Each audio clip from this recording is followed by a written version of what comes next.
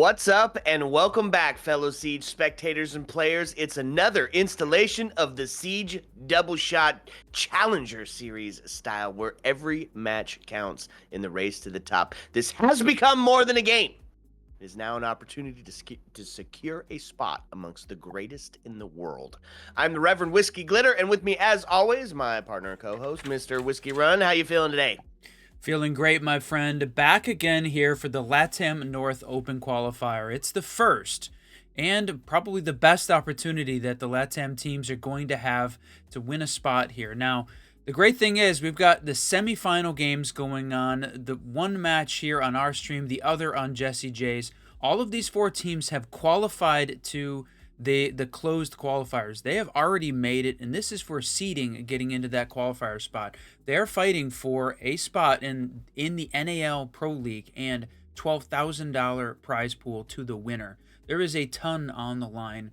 The loser coming out of the closed qualifier is going to have to fight the NAL teams for that final spot as well. But it is crazy that we're going to see at the end of this, just after two qualifiers and a closed, one of these LATAM teams going to the NAL Pro League for Stage 1 and Stage 2. That's right. So the quest for glory continues on today. Yesterday was a best of one, a couple of them, sprint to the end, and a little bit lackluster, right?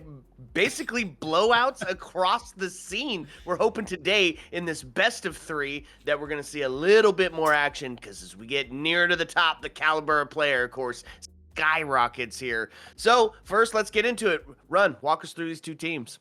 Yeah, the two teams today. Now we get to see 7 Days Esports taking on Los Retirados. And one of the crazy things looking at these teams yesterday was that all of the matches were 7-0 or 7-1, except for one, the game that we cast.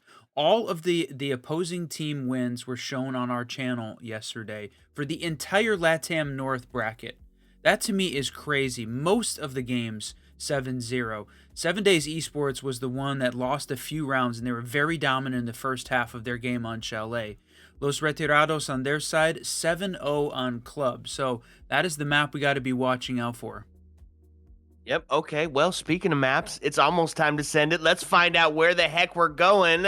Border Cafe off the board. Lair and Skyscraper also to fall, which means our first two will be some of our newest two, Nighthaven and Consulate on the board, followed up with a Bank Chalet ban, which means the decider, should fate deem it necessary, will be the Great Equalizer in Clubhouse. I honestly couldn't think of a better decider map, even though Bank feels very decidery. They got that one out of there.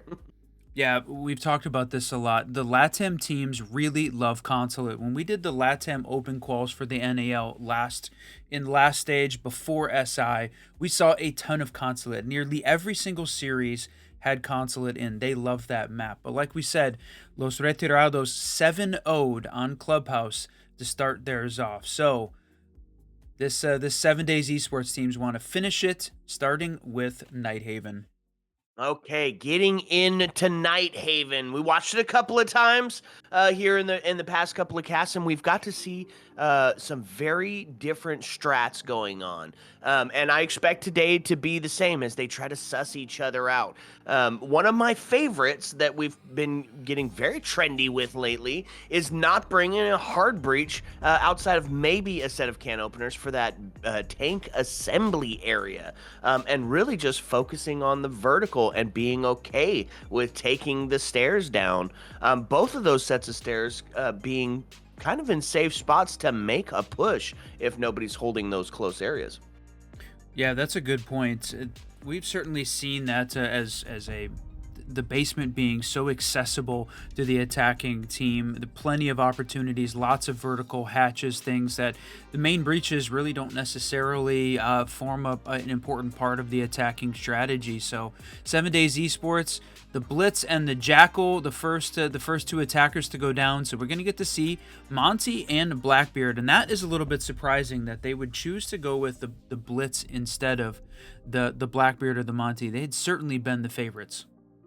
Yeah, absolutely. No surprise to see Azami go, although we did get to see her played a couple of times on Nighthaven just recently, but just an overpowered op, right, in all scenarios. Specifically, on that catwalk. Such a tough hold to get in, even though there's so many avenues to attack it. The window, the breach, the door, the garage. You know, there's a ton of ways to get to it, but she can just bring out that static warfare. She can just dig in and force you to bring more than one operator or more than one gadget utility use to get them out of there. We're going to be the last to fall on those defensive bans, which means we're going to get started up, surprise, surprise, on the second floor. And we're seeing a clash kind of early. Now, here's the question. We've seen this a couple of times recently, and I know I keep saying that, but there's been some patterns evolving here in the gameplay. Does Clash hide? Do they shoot the drones, or do they just let the clash be known? It's a great question. I think, well, it looks like we're going to see her be part of the setup, you know, bringing along the impacts, maybe potentially part of opening up some of those rotates. It's interesting setup there on to start this thing off. There's no Mira available, so you know we talked about Clash is going to be shown here to the attacking team. Those drones really early on, not worrying about hiding her, but not having the Mira in play, I think, again, really changes up the way that Nighthaven is played. She is such an important part and really forces the attackers to bring something specifically to deal with her utility. In this case, not here, not going to have to worry about it. Gives the defense a little less to work with and a little bit more flexibility on the attacking side. Seen some excellent Cade tricking yesterday that just proved really difficult to get around and is a little bit more of a viable option when you're trying to hold on to this second floor because of that thing exactly. There's a nice little avenue from the window underneath to pull you off if you're a bandit or shoot those charges. Instead, they're going to be trying to get some of that Cade tricking done. They did bring the Thatcher along. You also What a miss! The drone just drove right by. All of the defenders could have been there, ready to try and prevent finding out the intel where exactly the Cade was going to be at, but the drone just drove right by, and unfortunately, going to miss it there from a Cade trick perspective. They're going to have to focus really heavily on this clash. Oh, man, and the rappel, dangerous, as he's just sitting kind of out there in the open, looking to get towards that clash. Does force him back with those bees. Start to give away some of that intel. And this is the Capitao looking to flush this clash out. A little bit of fire on both sides. Not going to be the case, though, as he's already retreated back into sight, knowing that something is going to be coming off the back of those bees. Yeah, good awareness there. This was a heavy pinch coming from the Los Retirados team, so they had the downstairs holding that very tight angle up through the door. This main area, I was going to say, wow, well played there. And then the IT breach open, so Clash is going to have to get pushed back. They have taken a lot of space right now, pushing this attacking team back very quickly, I think. Very one-dimensional, though, nothing on the river side. That may be an opportunity here for 7 days. Look at this bait. Jumps out, takes a couple of shots, jumps back in, hits the corner, got a shotgun in hand in case somebody decided to pursue them. And they did. They did get over close to it, but thought better of it at the last second. Probably saved their life. The shotgun blast going to get you real quick. L85 to take Falcon off the board is going to be the equalizer here. It's the first the last 50 seconds starting to ring out. Some fire, but a ball. What a trade! Does get traded out. Now into a 3-2. Clash still on the board. A C4 goes out, and no it's going way. to find a double. What an explosive start. And now it's going to be Thatcher alone in a 1v2, and one of them is a Clash. It's a tough place to find yourself, just waiting on him to get the peak and then take this battle on with the Clash. It's a 2v1. They're rotating back around. 20 seconds left. No diffuser in hand, so it does have to take the gunfight. It's going to be maybe a done and dusted here for the defense, although... Oh, wow! 10 seconds. Does he have enough electricity to allow him to get there? He's trying to get close. He's down the stairs. Takes a couple of shots to the feet. 1 second left. Is he going to be able to pull it off? No. Clash will do it. The stall game in effect, and they are going to take round number 1. What a miss. What an epic play from Clash there. unbelievably, with 10 seconds left, he manages to catch one kill and leave the clash in a 1v1. But that miss on the stairs as he's going for her thigh, as she's walking backwards down the stairs, that right there was the win. The fact that she was walking backwards down the stairs and not up made all the difference in the world.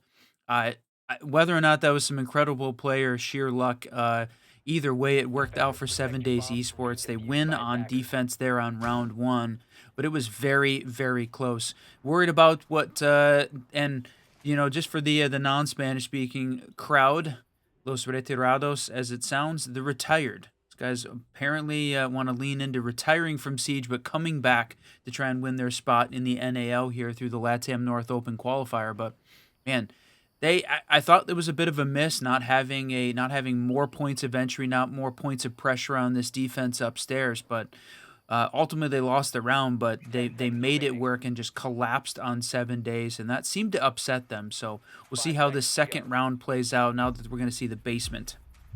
Almost upset them. 7 Days does come away with the defensive win, so we take it down to the basement. And you're going to see the Monty on the board. A little shield for shield, if you will. No clash to be had here for the basement. We will see the castle. So a little bit of an investment into the hold up top here. In fact, we got a couple people up top. Only 2 down below. Falcon and Roddy trying to hold on to this site just kind of by their lonesome. Going to take the Monty in, get a little intel. See if they can't suss out these roamers real quick. Bandit tricking taking place downstairs as well, and I think like we see very typically here on Nighthaven, a lot of roaming upstairs. Look at this, the C4 coming out, going to miss though, unfortunately, not even take any damage off this attacking team, and that's the Monty moving down. We have seen some very, very quick executes take place with the EXO side push into that the default there on the assembly side. Gets the pulse off the board. There's a little bit of intel gone. Smokes come out as they start to make their way inside the building, taking up more and more space as we go. Only one left outside now. That's going to be the Maverick, who's making quick work of that double main breach there. The plant going down into the tank default from an EXO push with the Monty. That is well played, and unfortunate that the defense opens up the vertical shot after the diffuser is already down, and he doesn't go for a shot on the Monty. It looked like he was very close to being able to take one. Yeah, and that's going to be just falling apart here for the defense as they now find themselves in a 4-1. Osa being the only number so far. Monty to go next. Guys, you got a long contention here with that shield, and he does take the shot. The crossfire is in place. The attack will equalize. Yeah, well played there on the attacking side. Talked about that right at the very beginning. This shield walking down the EXO stairs and then planting in the default on tank, and that seemed like the 7 Days was completely unprepared for that, which is a little bit surprising at this point, considering how often we've seen that attacking strategy work, and it's working very successfully on Nighthaven. I'm actually a little shocked at how well it worked, and we've got another data point to say that it worked here again. That I'm thinking the defending teams are going to have to come up with some way to try and manage that a little bit better. Maybe more of the Malusis on the EXO side, more of the utility on like the tank, or even like the ATMs upstairs or the vending upstairs. Something to try and slow that push down. Yeah, maybe switch your castle play from holding that control storage area, that garage and storage area, to holding vending. That's not a bad play. It is definitely something that's gonna need to be looked at. You are absolutely right, because it's easy. Once you don't even have to open up the main breach. You got a Maverick there holding the crossfire. You've got the vertical already in play. They can't push you from the backside on pillar. It's a really difficult hold once they're allowed to get in and find that. So, yeah, maybe some Goyos, maybe a little bit of area denial. You're going to need, maybe it's time for Tachanka, although I'm loath to say it. I think this combination of the Osa and the Maverick too is an enabler for making that work, and maybe we see Maverick, and we have seen Maverick banned as an attacking op here on Nighthaven occasionally. That seems like a big piece of the enabler. Even if the wall is electrified, he can open up small holes, protected by the Osa shield. Make sure that he can get in, cause some havoc, and like you said, hold the angle. So they've got Angel in here holding the stairs this time with C4 in hand, backed up by some mute jammers. They've definitely got a little bit more hold, but look at this. Almost 4 of those orange outlines in the kitchen side. Yeah, well, you know what's another way to deal with that presence coming down that side? It's a vertical hold up top. Legion looking to play the spoiler here, as instead of having all 3 on that first floor, they went up just a little bit farther as well. So he can come down the backside and play that impact later on in the round, especially if he goes undroned. Now, they're getting some drones in, but that's main dedication towards that first floor, and they're going to make that first pinch. Reppies goes down. Man advantage to be had now on the side of the defense, but nice C4 immediately. Yeah, what a shot. Shield now coming up to make the play. He goes full shield. Shots come out, and he's able to escape back down. Another C4. There, that's the one. Game changer. Boom. Yep, got him, and that's the shield. That's a tough one, Whiskey. Diffuser was down, they were able to pick it up, and now still having Legion making his way back downstairs. The other 2 have secured themselves in the bunker style, so Legion to play spoiler now. Man, well played by the defense there. A couple of C4s shutting down this attack before it could even really get started.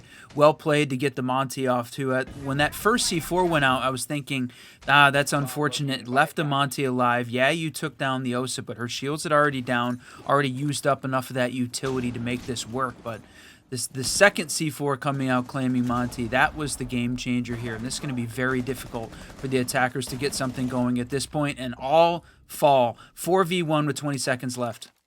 Yeah, absolute goated strat here. It was a great adaptation by the defense, Whiskey. We said, how do you stop that plant? Well, one of those ways is maintaining the vertical, because that's necessary. You can just rotate up, shoot him through the hole. You saw it on round number 2 there, where he was just able to, or almost potentially had the kill, but didn't take the shot onto the Monty. It was a tough play. Defense played this really, really well.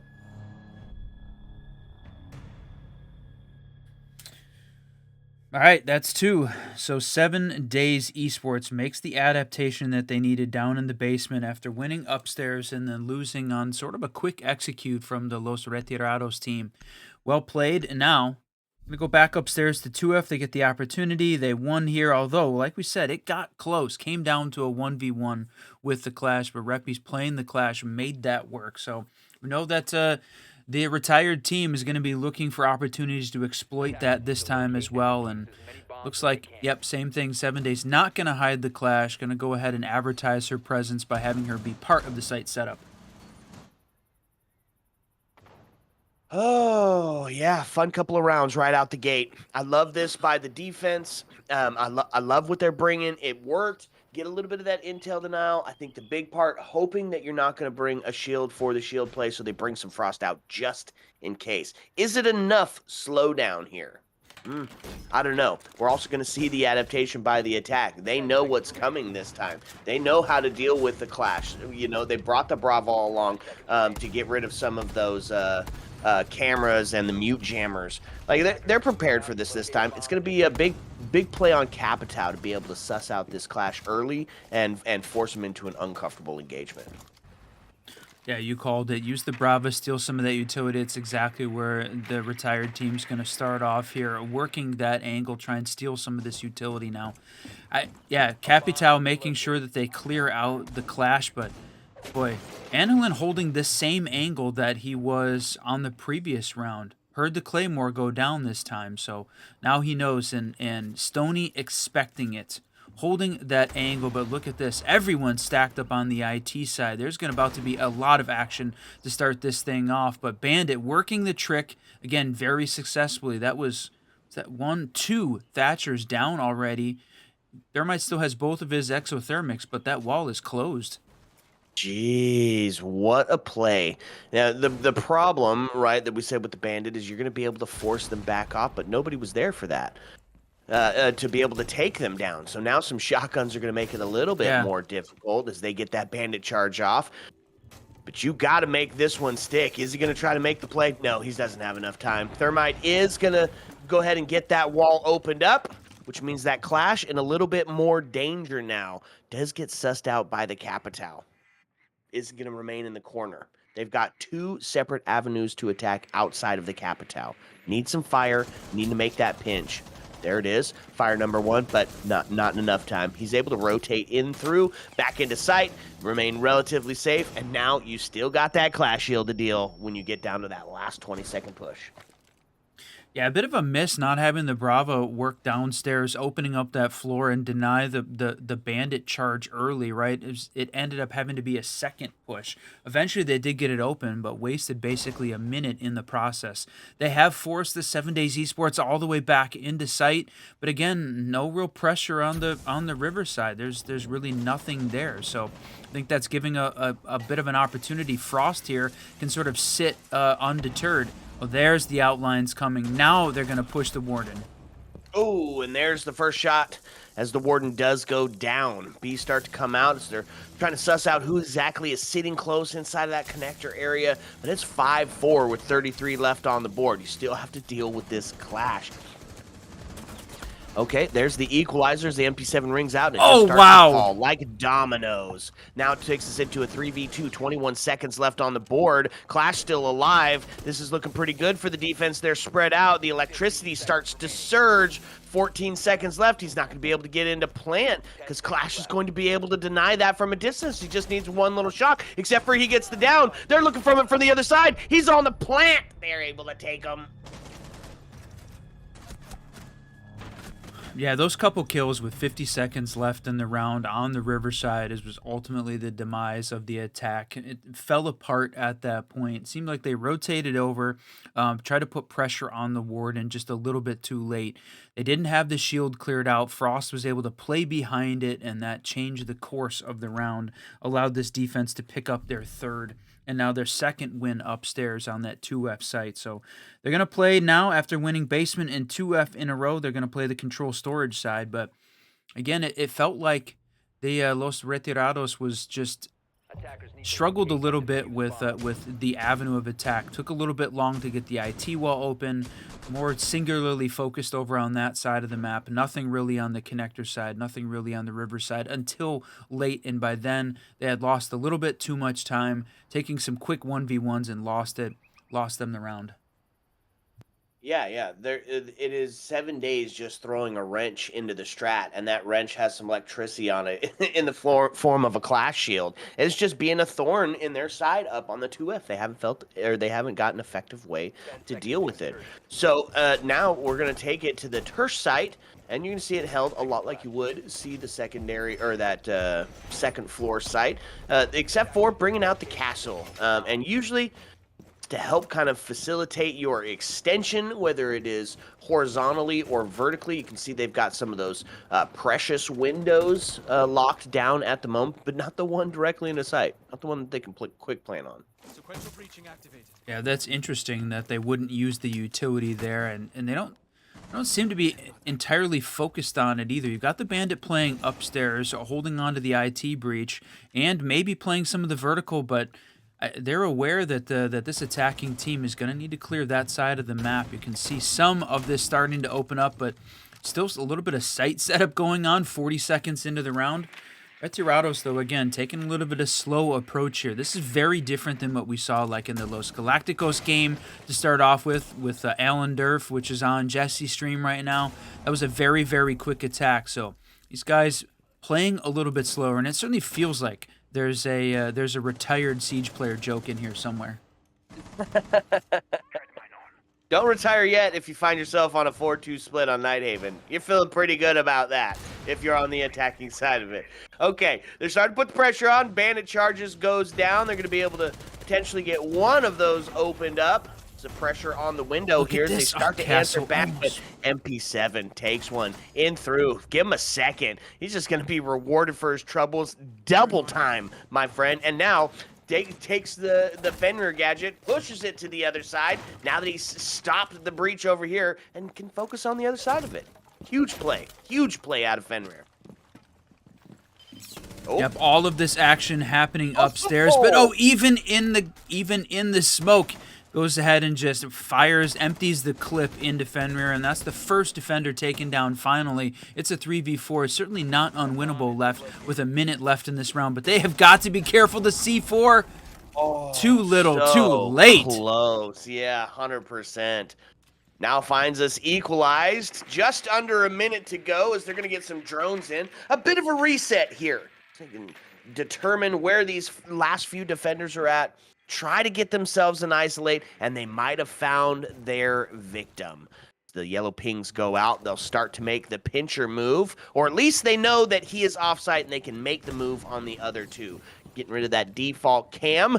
They have been, of course, spotted out as there's lots of... Oh, okay, good night. That's the long angle down the staircase. I was going to say there's lots of intel to be had.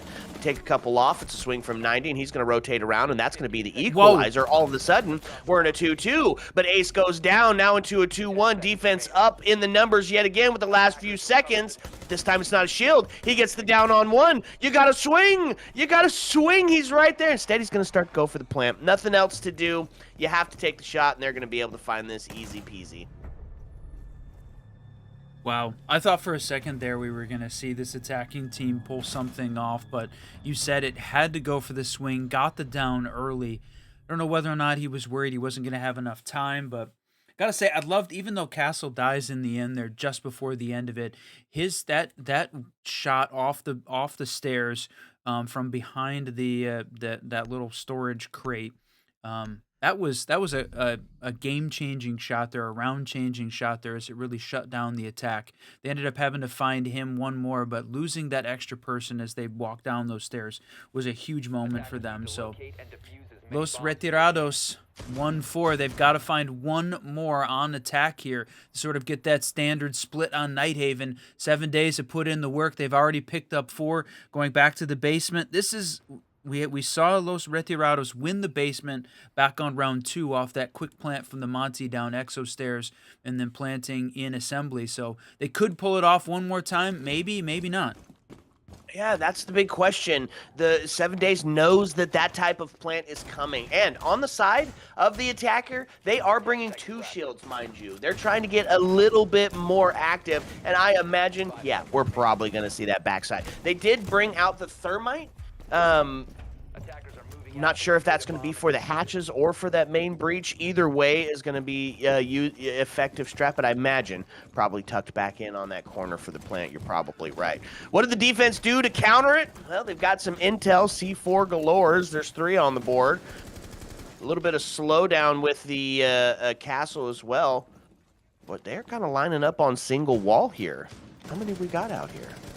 This is a great change. This is a great change from the attacking team. Whether or not it's going to work is a question, but that's a 5-man stack up against that single. Rather than have this thing spread out, rather than use the OSA, they're going to bring the Blackbeard instead. Make sure they can get the wall open with the MAV, and now make the push in. This is 3 already on this, and that is the diffuser. They look like they are getting ready for the tank default right in the corner, but there's a ton of defenders they got to deal with. Somebody from this attacking team needs to be upstairs holding the vertical to put pressure on this defending team, or it is going to fall apart before it gets started.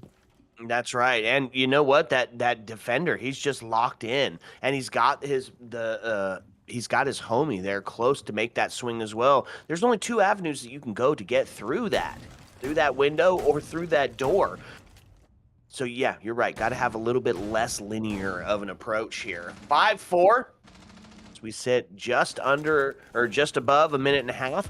Shields starting to make their way in. The spearhead. Going to see our first engagement. Is the Valkyrie going to make a swing? A C4 goes out. Will they be rewarded? No. But it is going to find a shot. What a double! Vic being absolutely devastating, and it just falls apart. 7 days find themselves on a 5-1 as they're holding. It's going to be a 5-1 on the half as well. Wow, what a change up there. The Valkyrie playing the C4 and then to take the shot, peek the window. Well played on their side, and they finish it off with a flawless.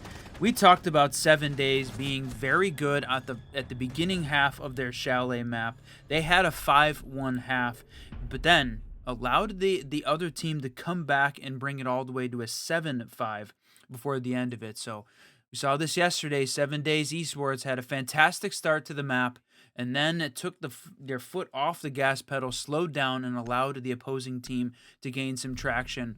Los Retirados was very good, 7-0'd in the game that was seen on Jesse's stream yesterday. Can they pull it off again? The good news for them is it's a best of 3 finally here in the semifinals, so it's not all hinging on this single map. They have the opportunity to take it to the second map if they can't win here. That's right. And that second map is Clubhouse. So very similar strats that we're going to be seeing. A couple of designated default plant spots where you only need to take a small amount of space to get in and facilitate that execute. So going to be a similar battle, whether if the defense here doesn't make this a little bit more competitive, they're going to find themselves facing a similar battle on map number 2 as well. So it's defense. They're bringing out a couple of fun operators for this. Two Brow going to be slowing things down on the breach. No actual breach denial, but Two Brow can do a great job of slowing that down and can do it from a distance. Not going to be in danger of that window underneath. A little bit of Solus on the board for some roam game. We've been seeing a lot of Solus lately, Whiskey. We've talked about this a little bit too. She and Fenrir have started to make a little bit more of a resurgence. Teams absolutely moved away after the big nerfs that brought those operators out of the most banned category. And now that they were not playing them for a long time, sort of taken out of the defensive rotation, they've certainly made their way back in as teams sort of cycle through what sort of is the meta, what's the right way to play some of these rounds. So I like it. I think she is a great op. Definitely not as good as she used to be. That's an important piece of this. Not nearly as good as she used to be, but still brings a lot to the table from an intel perspective. Oh, man, devastating C4. Maverick off the board. Now you're going to have to...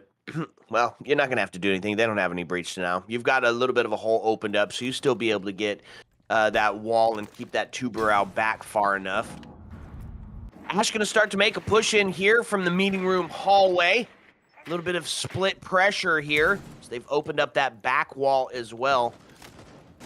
Starting to kind of force these defenders back into a teeny tiny little corner. See if they can catch somebody rotating back. Or maybe a small mistake. Man advantage does sit in the hands of the defense currently.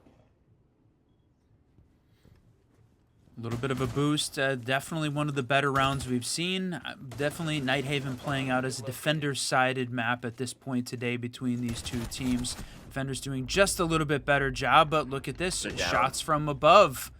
Boy, Anhelin has been on fire. It seems like 6-2 on this game. A lot of positive KDs here on the 7 days side. So we've got to see this Los Retirados team answer back. Stoney, one of the big ones that needs to. He's playing that Fenrir we talked a lot about. Do they have some area here? Let's go. There's the equalizer. They're going to go ahead and get that rotate closed up, and instead they're just going to reach in and kill him while he's got it going. That's a recognizable sound cue. When you hear that wall going, that's a quick, easy swing. Hopefully rewarded for your efforts, and on this one they are. Man advantage now into the hands of 7 days. Got a little bit of intel on where that push is coming from. Falcon gonna find one. Looking towards the last here inside. Oh, yeah, just not gonna do it. They have just got him surrounded.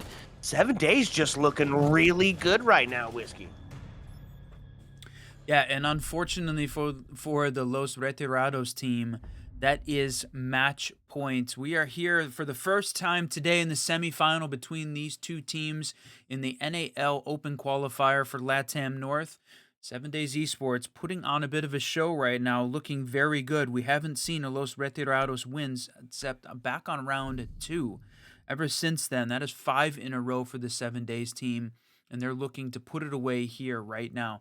It is a best of 3, we said, so that next map, we're going to see Consulate coming up as map 2 for sure. and that whether or not Los Retirados gets a reset. I think that the big thing, though, to just mention as we're going through this is the top 4 teams from the Open Qualifier 1 moved into the closed qualifier that's going to take place 2 weeks from today. That closed qualifier, the winner is the one that gets the open spot.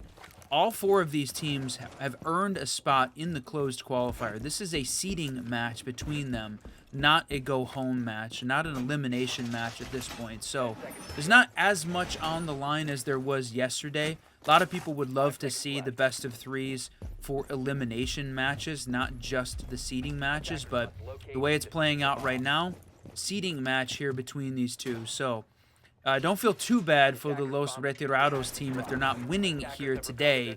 They've made it into the closed qualifier, but there is definitely some bragging rights and some seeding potential that's going to be important going into the closed qualifier. Yeah, I'm of the same mind there. I would love to see go homes as best of 3. You got to really show up and show out to prove that you belong to be there. But alas, it is not the case. We do get a best of 3 today. Orcs on the board for the defense. Oh, man, and he's already going to take some damage. They seem to have sussed him out just a little bit. Deimos putting some pressure onto him. Does have a dock on the board, though, so if he can make it back down to sight, he's going to find himself full stemmed back up. There's the first to go, though. Legion taken off the board, which means Oryx is the last alive on the roam game here, and he has been sussed out yet again by drones, by Deimos. He's found himself in some hot water here, Whiskey. I love this pressure that 7 Days is turning up here on attack. They want to win here for the first time. They don't want to let this go and follow that same pattern that we were talking about previously. This plus the dock on this defensive side, they're going to everybody back up to full health, but I like this a little bit of aggressive pressure that 7 Days was bringing. The Deimos, a big part of that. So the question is straying away from some of the more tried and true strats that work, like opening up the Mav lines, going for this Exo plant as the alternative. They feel like they're doing a little bit more running and gunning, which may not work in their favor, and that could be part of why we saw them fall apart a little bit yesterday.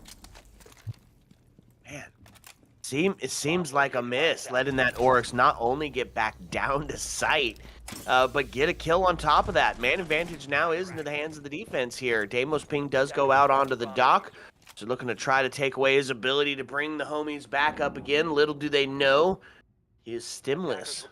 He's already done it. Everybody's sitting at 100% on the defensive side of it. 47 as it starts to count down, and it's a slow creep down the cargo stairs. Fenrir gadgets going off is going to make the visibility difficult for Deimos, but they're able to take solace in the fact that they're still alive. Couple of shots onto Pillar, and they're going to find it on. What a shot! That's Oryx again, just playing spoiler. Now he finds himself on a 4-2 situation. Nomad goes down. It's all going to be on the shoulders of IQ. A tough spot to find yourself, and with 18 seconds left, might just maybe a couple of impactless kills, but really take that faux timeout and talk about it for a second, because you do not want a repeat of yesterday. I mean, sitting at 9-2, Anhelin is having a great round so far, but like we said, gonna let it slip away. The defender's gonna take one. I don't know whether or not this is going to be enough to start sort of a momentum shift, but that is breaking the streak. 7 Days had 5 in a row, now shut down. So round 2 and round 8, Los Retirados has found a win here. So it's the basement site.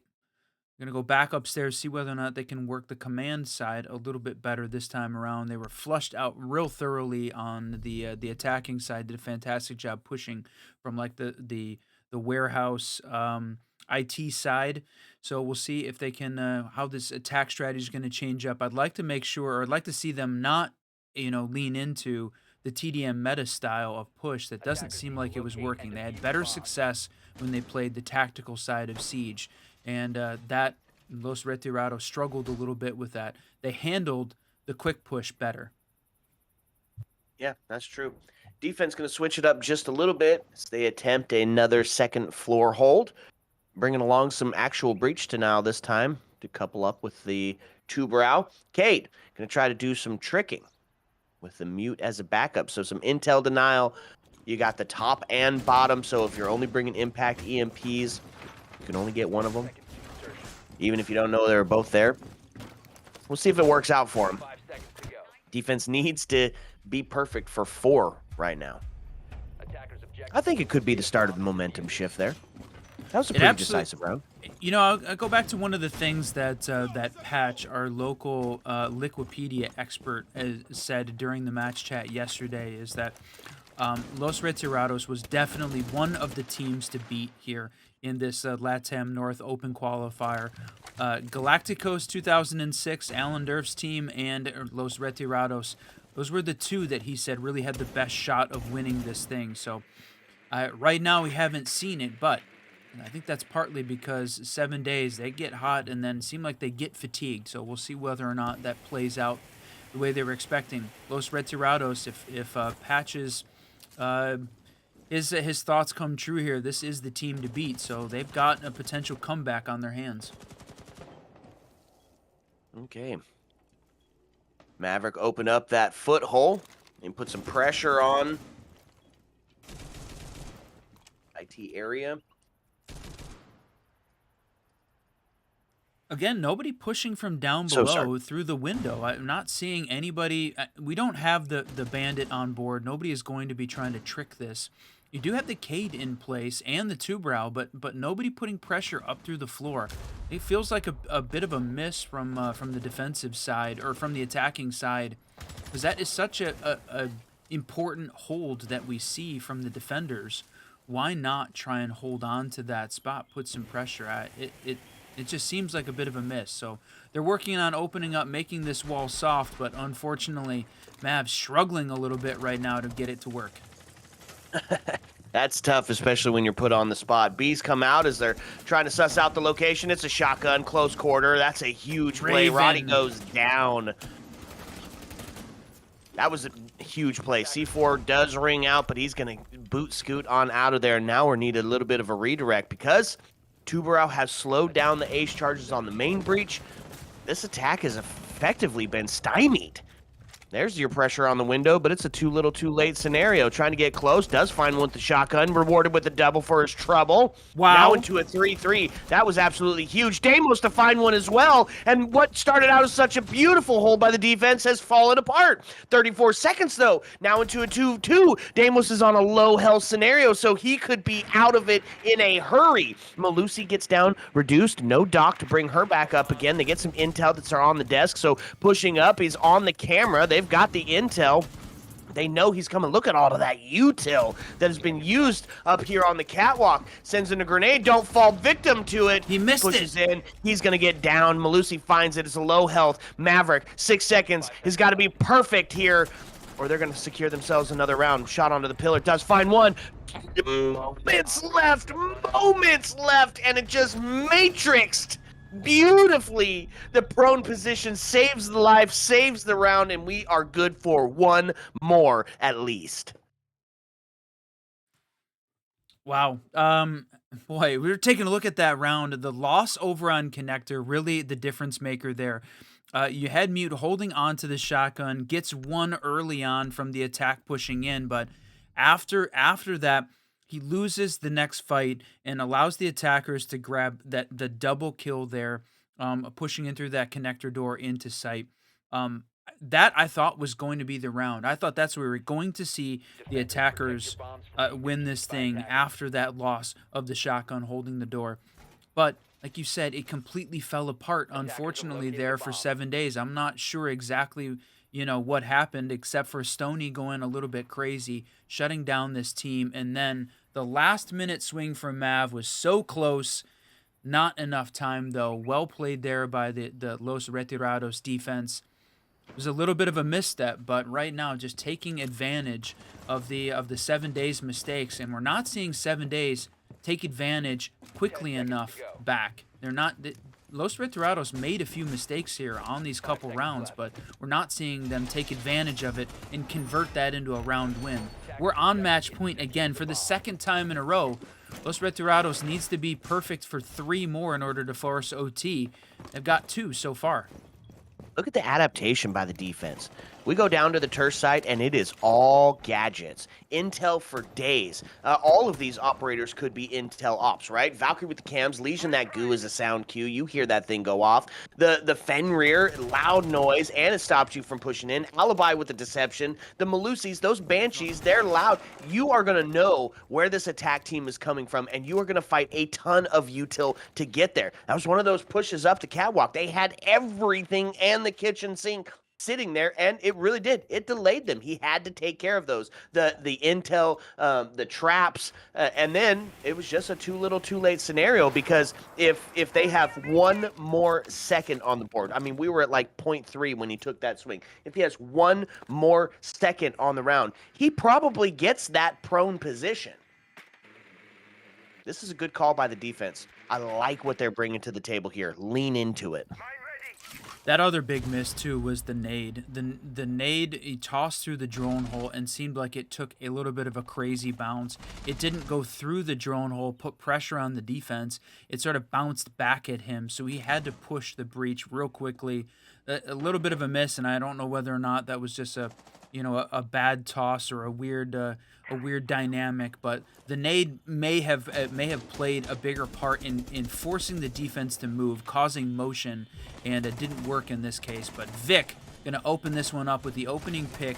We're already more than halfway through this round. It comes in late, but it feels huge. Yep, and then there's a grenade to try to answer back, but not going to be the case. He just pushes right up, and that's going to be a double ringing out from the MP7. Main advantage back into the hands of the defense, Whiskey. They're holding up top, and they're holding it well. Fenrir's slowing them down. Malusi's slowing them down, and there's still a C4. Valkyrie is up on the second floor, but if she decides to get active, Falcon going to take one. It's answered back again now as Rax is on the triple kill. It's a 3v2, still dealing with that Fenrir gadget. Can't see when you're making the push in. Still having to get this 2F. There's 37 seconds left. The defense has successfully slowed these guys down and now are all the way back inside. He's on pace for the ace, and he's going to go ahead and just grab it. The ace coming out. What a way to keep your team in the game. What a way. Match point scenario, 6-3, down in the rounds, trying to find a way to win, and then coming up with an ace to shut it down. Well played on his parts. I know we've got the ace emote ready for anyone that donates the 1,000 bits, but unbelievable play, and congratulations to him for picking that up. Let's go. They are making this look like a repeat of yesterday, where 7 Days had an incredible first half to the game and then fell apart in that mid-game scenario. They did ultimately come back to win in a 7-5 game on Chalet. We're going to see the same round play out. One, maybe 2 rounds away from figuring that out. Los Retirados, man, we said they had to be perfect for 5 in a row. They've pulled off 3, my friend. Yeah, what a play. Just what a play. He was all over the board. An agent of chaos. Undeniable. Saves the round for his team. Well, not really saves. They did a pretty good job of just shutting him down. But now it only has to be perfect for 2, and that Whiskey looks a lot more winnable. Down to the tank assembly, and you know what? They're going to lean back into that same strat. Outside of Oryx is on the board, you got to have a little bit of that roam game. He's quick. He was definitely one of the impact players on the last round that he was played. He did a bunch of coverage. He was all over that second floor and got a kill for his efforts before he retreated back down the stairs. So I like the Oryx play out here. I have to deal with this shield. He's the one to do it. Yeah, 7 Days Esports here on attack has just really struggled to get anything going. This seems to be a bit of the Achilles heel, if you want to call it that. The difference was when we saw that Chalet game yesterday, they won 5 in a row on attack to start off Chalet. So it's not that they're a bad attacking team. They certainly can win on attack. It's just that they seem to win the first half of the map from what we've seen out of these guys. And then whether or not it's a little bit of mental fatigue, something happens that slows them down because they've shown both incredible games on the attack and the defensive side. So, man, just nonstop action here between these two teams. It's a roller coaster of emotions. I thought for sure we're going to see 7 Days win it. Minute 50 in, all 10 left alive. Los Retirados mostly, now completely rotated back down, all bunkered into the basement. Okay, only one C4, but they brought a couple of impacts, maybe to grab onto those Goyos from a distance, not having to really put yourself in danger of getting shot when you're going to try to shoot that Goyo canister. All 5 alive at a minute 26. Feels like this is going to be an absolute brawl when it gets started. First Goyo does go down. Doesn't quite prevent the Monty from pushing down the stairs, but it does prevent him from pushing up. Have a camera on him. He's been slowed down. First kill is Tuberows. They get taken off the board. Demos looking to get active towards the pillar, but not going to find anything just yet. His location being revealed. Dokby's on a low health. 10 and 6. Wait, right, act and react. Act and react. They are just all over the place. 51 seconds now. They've made their way down. Monty's starting to make the push-up. They're going for that plant. Maverick opening up the holes, but they know what's coming. They're over there. They're on it, and there's going to be the shot. Wow. Maverick goes down. Oryx is able to find the kill. There's the equalizer now pushing up onto the shield. 34 seconds left. They're going to try to bash him, maybe bait him into the bash so they can take him. There's the shot. 5 HP in a dream. Dokby finds that first one. They can clear this guy out. They've got themselves set up for a plant, but he's prone. He's down. Oh, it's a miss. He's to the left. Yes. Yeah, they think he's to the left. They might be able to find this. It's a triple kill now as Dokby has it. Stands up. Quad kill. Did he almost do it again? He almost did it again, my friend. Almost. What a play. What a miss there from the attackers. They think they know exactly where he is. You get the frag leader pushing in and gets a kill or two, but man, just completely falls apart. And the huge change, the huge miss there, what changed the course of that round was the loss of the Maverick holding that cross. It just completely allowed the defense to hold on, hide behind the boxes, push up aggressively on the Monty, changed the course of the round. And just caused them to fall apart. They looked like they were close, but the misstep there, they didn't have the OSA to try and protect the Mav the same way that Los Retirados did when they brought that strategy out previously and won using it. There's sort of a critical piece missed, a little bit of a misplay, and that time Los Retirados taking advantage of a 7-day Esports misstep, shutting them down in the basement. Boy, that is 4 in a row for this team. 6-5, 1 round away from overtime here to start off this best-of-3 semifinal. Man, you couldn't ask for anything better for a map number 1 here.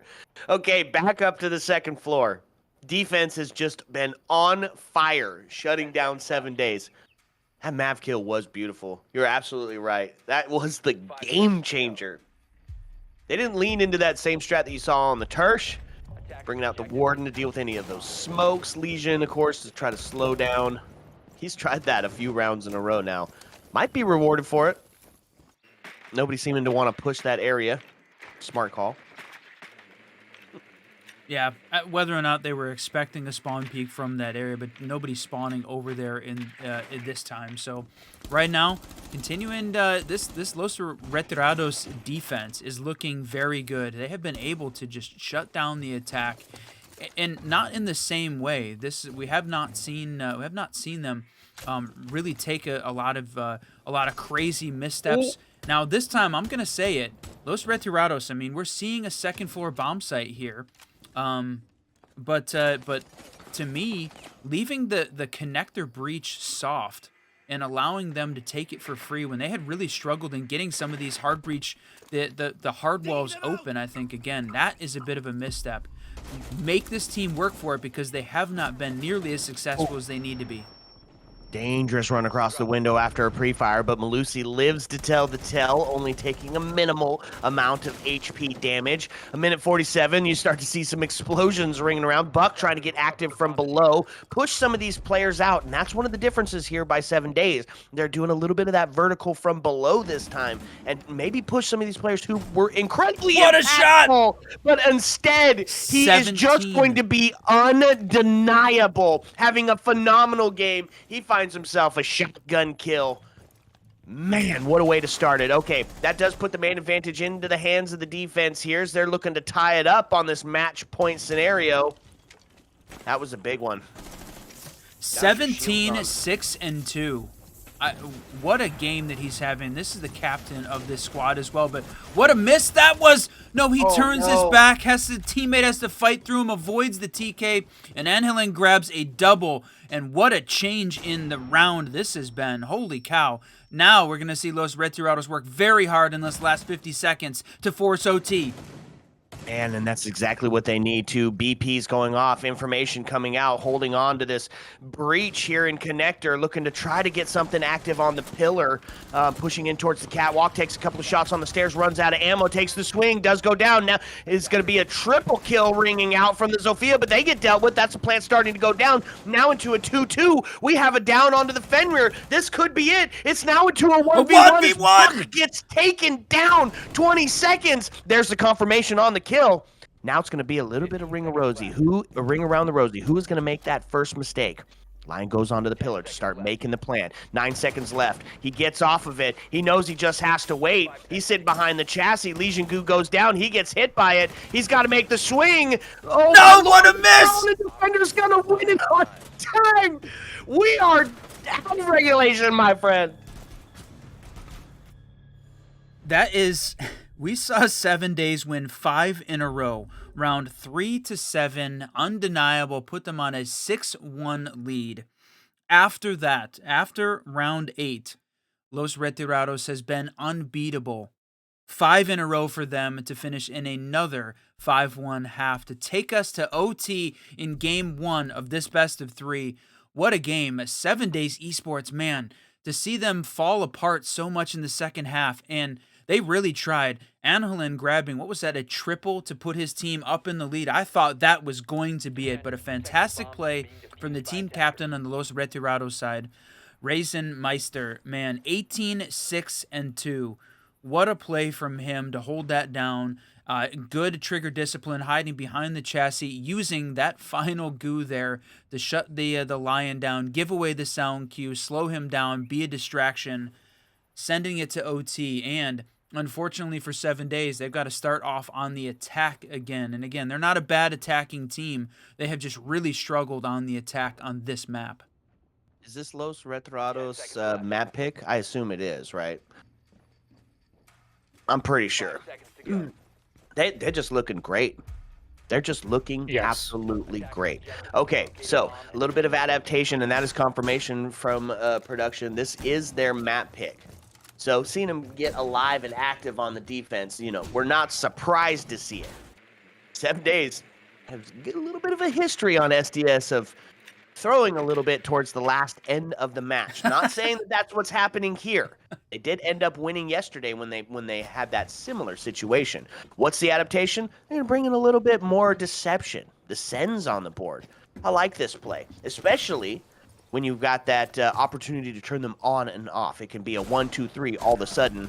Oh man, look at that. He's about to break his 20 bomb. Oh, what a miss. He missed, and now Monty takes him, and that is your clear and defined frag leader off the board on the equalizer. Well, on both sides, actually. Oh, no. I think these players. Anhelen has been the guy. He's playing the Sens, but he had been playing Zofia and had been having some incredible attacking rounds. The reason that 7 days was even close on some of those rounds was because of him in the gameplay. So losing him, huge, a huge loss here to this attacking team. Yeah, they still have the shield left alive, but really Anhelen was the guy that was getting some very close shots. Vic is a close second, so they still have got the Dokubi, they still have got the intel and a little bit of the roam clear potential. That is a great start, but man, to lose the team captain and the frag leader in the Oryx on that missed dash on the Monty, that's going to be potentially a game changer here. Yeah, something that's going to live rent-free in his head. We're seeing a similar situation. Monty trying to get some pistol pop in action as they rotate back down the stairs. And he now hits a Legion Goo, which is going to slow him down, not be able to make that full push. Do get a little bit of that vertical damage done. It's just kind of getting himself back into sight. Minute left on the board as this attack team is trying to work. That's going to be a huge kill. Falcon gets taken down. That's going to be the equalizer with 53 left. Send in the Monty. Get some intel. You get the vertical opened up with the buck. They're setting it up yet again, Whiskey. Try and get this plant on the backside here. They had to clear off that Goyo canister. They need to have Monty give him some space to move. But again, hugely unfortunate. You do not have, I was going to say, you do not have the Mav here holding the line. This wall is wide open, though. Buck's going to hold the angle. You need somebody there to put some pressure so the attackers can walk in, try and get a plant on the assembly side. 20 seconds left. That's right. And here's the Monty making the push up. Going to start to potentially get that plant going down. That's Vic to find one. Flashes ring out, but that's going to be a flash onto the shield as well. 9 seconds left. They push themselves up, and that's what a C4! Huge. Vic finds a double, and 7 days is going to take it on attack, where Los Retirados has been so dominant on the defense. Now they got to find one on an attack themselves. Finally shutting down the momentum that Los Retirados had been carrying through, like we said, 5 rounds in a row, taking it all the way from a 6-1 to a 6-6 into OT, and then surprisingly, I'm going to say it a little bit surprisingly, 7 Days Esports comes up with a win on the attack, and off the back of that huge double from Vic, and you look back and say that C4 that sailed over Monty's head and didn't take him down, one of the big game changers there, so unfortunate for the Los Retirados this team. It is their map pick. So this is the one we were expecting them to pick up and win here. Now, they did win on attack. We did see the Los Retirados win. It unfortunately was a basement attack for them. They did not win on the second floor one time out of the twice it was played in the first half of this game. So they have got their work cut out for them, my friend. Yeah, and what do they got to get through? It's back to that Clash, who has just proved incredible to deal with today. Sometimes you see the Clash easily dealt with, and sometimes the Clash is the thorn in your side that you will think about for days to come. Hopefully, if you're a Los Retirados fan, you're hoping the day is not one of those days. You're a 7 Days fan, you're like, bring it on, Clash, baby. Stole some intel with that mute on the board, and then, of course, the Warden to hold it down. On the side of the attack, it's similar to what you've seen them bring before, and the only thing about this is it hasn't worked. They haven't been able to put that pincher move on the Clash with the Capitao just yet.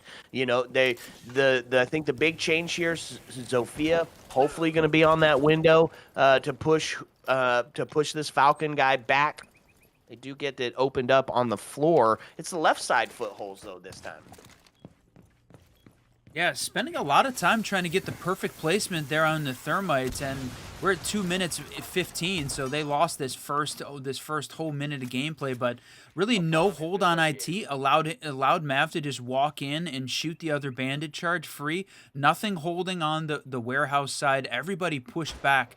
Again, they've got a decent hold over there on River, but we didn't see Los Retirados really push the River side at all. They were very one-dimensional, focused on the IT side, and even in OT, they're going to do the same thing. This was part of what was their downfall upstairs, and they're not changing up the gameplay at all. This is going in the favor of 7 Days.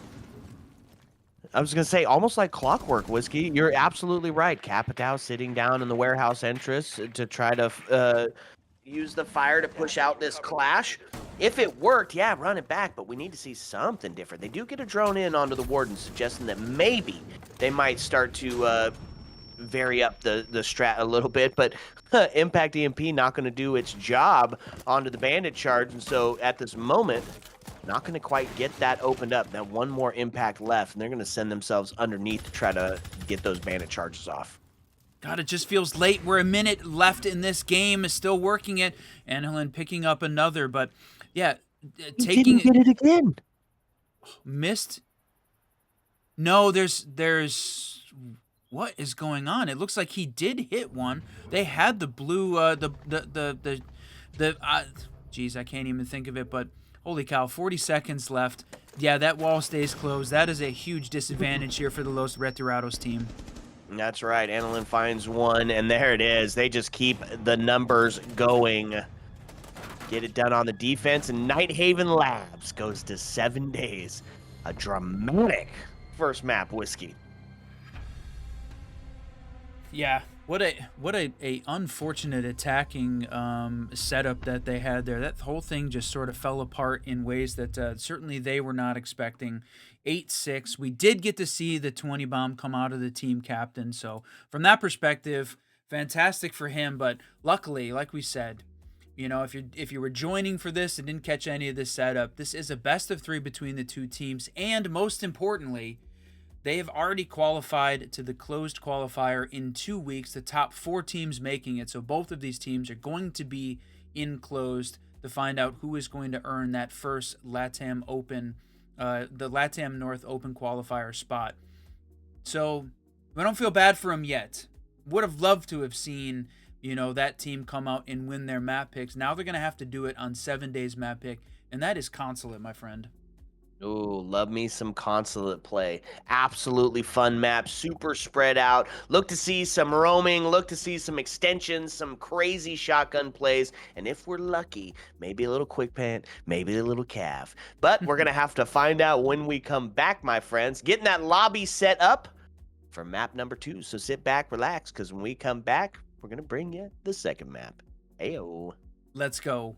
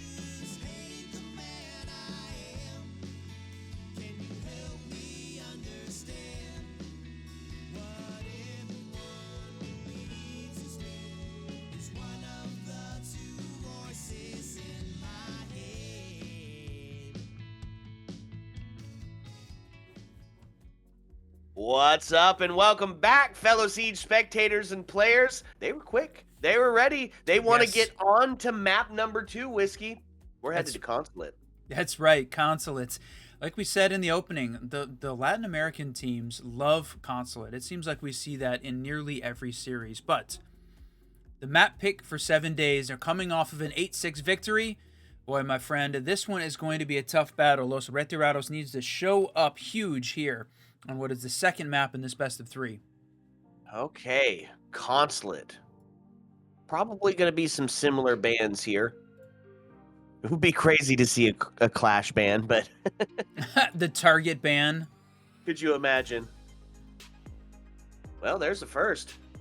Deimos was used. They're going to take them off the board here. A lot of soft breach to be able to deal with. Trying to suss out your enemies. Do we see a shield? There's got to be, at least one of the shields has got to be banned here. Whether or not, we saw a lot of Monty play coming out from the 7 Days side. Really, Los Retirados played it a few times as well, but they're going to go with the Blitz again. So Los 7 Days not wanting to deal with the Blitz in either map. I think that's a decent call. That for them, that's what they don't want to have to deal with. They'd rather deal with the Blackbeard, rather deal with the Monty, which is a little less aggressive. And that fight might fit better into the playstyle. Yeah, and then look at that. The Fenrir ban makes 100% sense. He was used a ton on the Los Retirados side, on their defensive side of it, and it was incredibly effective. And look, there it is. You were right. The Clash ban. Well, you know what?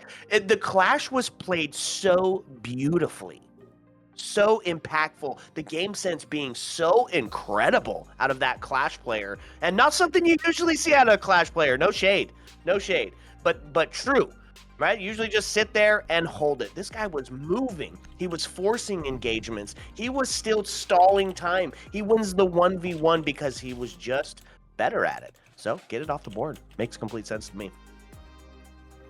Yeah, I think that's a good call. Whether or not, what does that leave on the board? Azami, Valkyrie, and none of the other main ops that we would typically see banned out here. The defense is bringing. They're going to bring what sort of feels like an older lineup, the Mute, Smoke, Legion, Warden, Melusi combo. Yeah, this is the lineup you'd see on old Consulate. And you know what? This nod towards tradition, it just feels right. You take away the intel, which is going to be huge when trying to get that admin overside take. Similar plant strategy on the tucked into the corner there, right? You got the cross set up from Spiral. So bringing out that smoke for that area denial to make sure that they can't do that as well. Slow down the shield play with the Legion and the Melusis. Honestly, I really, really like this defense getting started here on the second floor. To me, the one it may be a little bit of a difference, and we'll see how this plays out. The Azami there, I think, would have been a big boost here for this team. So we'll see. Maybe they like this the intel deny and the area denial of the smoke mute combo instead. So 7 Days certainly struggled on attack on Nighthaven, but they were demons on attack on Chalet yesterday. So which of the two 7 Days teams is going to show up here? Got a little bit more data on them versus the Los Retirados team, but one of the things we saw from the last map, extremely good on defense. If I had to guess, I would say that we see one of the teams go up by 6 and then a close 5-6 overtime. Just what history's showing us. Okay, Floor's going to start to get in and make some quick work of some of that extension util. Specifically trying to get rid of some of those Melusis, some of those Legions. Everybody's still outside of the building, outside of Ash, one of the heroes of the last round for 7 Days, who's already made themselves a way up into the East Corridor on the first floor. Get droned out on the top of Spiral is the other hero of the last round. Did he drop a 20 bomb? He ended up being there, didn't he? Yeah, he closed that map out with 20 kills. Raisinmeister, unbelievable game, and so they're bringing out sort of an admin over sort of take here, but again, moving very slow. This is one of the things I feel like we've seen from 7 Days is they're just moving a little bit slower than I think we would really like to see them from an attacking standpoint. Yeah, they're finally gaining a little bit of admin control, but the shield that's on that vending hallway, that all-important midpoint here for the top floor on Consulate, still a problem, still in the way. Yeah, for now, Ash is making their way up to try to make quick work of that, and Warden might have some sixth sense of that as the Flores drone takes out the shield. And look at that. Thatcher just moved his way into sight, takes a couple of shots. I don't know that he knows that Mute is playing so close there with the shotgun. Maybe a bit of a sound cue as he's right on the other side of the wall now as they start to make this final push in. 35 seconds left on the board, and they are going to find it. Oh, missing it! Wait, what? What? They were double stacked in the corner. Oh, my Lord. What a play. Holding down the pre-fire on the top of Spiral, but it's all for naught as Ace is the last alive. Falcon get decimated by Stony. Wow, what a play. All right, well, you were asking the question, which team were we going to see? How was this one going to show up? And the defensive masterful class we saw from Los Retirados on the previous map is going to come in here, take that first round. And to me, if off the back of, we talked about it during the round, 7 Days Esports being a little bit slow on the attack. I really want to see these guys push, put some pressure on Los Retirados. The problem is we saw when they rushed, Los Retirados was able to counter that very well. So something in the middle, right? A little bit more pressure earlier. Don't get yourself in a situation where you're trying to, try and make mistakes by only having a few seconds in the round left. But don't get crazy pushing this team. They responded very well to it. So trying to find that right sort of balance between those two. That's where 7 Days Esports, I think, can be successful on attack. Yep. Okay, man. The thing is though, like, it was slow. You are completely right on that. But they checked all the boxes beautifully, right? They took that admin space, they took the admin stairs, they got that deployable off, they forced Warden onto the spiral. Then they take that the default plant spot, make the swings. Like, they were checking the boxes. Maybe that's just what it is. Maybe it was just too slow and they were able to react to it better. We'll see if there's an adaptation or a change here. A little dedication to sussing out the roam game. Thinking something's going to be a little heavier here. Mozzie does play on that first floor, Legion as well, so the Doke being the line call here, not unwarranted. Yeah, I think trying to find, this is, you look at the roam clear potential here from 7 Days. Maybe they feel like they're struggling with trying to find where all of the Los Retirados players are. The Dokkaebi, the Lion, and the Jackal all coming out on a single lineup. That is a significant investment in the roam game, and I didn't really feel like we were seeing them lose to roaming operators from Los Retirados. It almost feels like they've got a little bit of a false fear here. False fear. I like it. 5 alive as the first minute counts down. No aggression, no combat. I guess I didn't even realize that the Jackal was there too. So 3 dedicated to suss out this Mozzie and this Legion. They really just don't want to be caught unaware. Ram gets a little bit of damage done. So Legion Goop continues to stick in the foot until she finally got it out there. Starting to look like he's making the push in, but no, he is going to get found out. All of that roam clear succeeds. They find the Mozzie who's going to be relegated to his camps, and now they got to figure out a way to deal with the Legion. They're going to suss him out with the Jackal. Now he is locked in the closet. He's going to have to go for the long rotate. Wow, and he certainly does. Outside, takes a shot and wins one? No way. That just doesn't seem right. Can't get back inside all the way until he can. The buddies are there. Flash goes out, and he's just going to rotate away because the homies are in play. The power of friendship saves the life of Legion. Low health scenario now for Ram and Dokkaebi. Man, what a play. I can't believe he is still alive. There's no way he jumps out that window and gets a kill off the back of it through the adjoining window there up near the top of the first floor yellow stairs. Unbelievable. Now they're working this vertical angle and it's all starting to fall apart. 37 seconds left. 3v3. That's right, and they find a couple of key kills here. It's going to lean the man advantage heavy into their favor. Still got to deal with a shotgun on the pillar here, and we're going to see that combat. We're going to see that action as he starts to go for the shoes, but just some Wow. siege timing tucks him into the corner right as the swing starts to happen, and now it's going to be all on to Malusi. Try to save this. Does get one on the breach, but the vertical just going to prove too much as the attack is going to find one here on the basement. Yeah, I mean, just looking at the closing seconds of that round, well played from a baiting out the defender's standpoint. Have the run in, go for the plant, but then have the vertical angled cover to make sure she couldn't make that rotate back in. They played that really well, but man, I gotta say how Racing Master handled the jump out, the kill, getting a double off of the back of that. Was just insane. But Rhodey playing the Jackal, I think, was the difference maker there. It caused action, caused the defenders to have to move in at two different times. One for that caused the run up, where eventually they're able to take him down. But then second, in that bottom yellow stairs hallway. He scans the defender's footprints and causes him to move, where they could have just held on and waited for the attacker to swing. But I think that was well played on the attacking side, caused them to get that win. So now 1-1 as we go into round 3 again. It's a best of 3 between these two teams. 7 days, 1 map to 0 over the Los Retirados team. Okay, intel galore on the board. Where we saw them lean into it on 7 days, they're going to lean into it on the side of the defense. Valkyrie, Mozzie, and Echo. And they've got a clear, defined strat that they're going for on both sides of the board. And you know what? It's intel and opportunity. Yeah, this is definitely an interesting. When you talk about all 10 players in the lobby with the Valk cams, the Echo cams, the Mozzie, and then the roam clear from 7 days. Well, you said it. When you lean into a particular strategy, these two teams are going at it 100%. There is no compromise either. The only thing more we might see is the Maestro on the board in this case, but.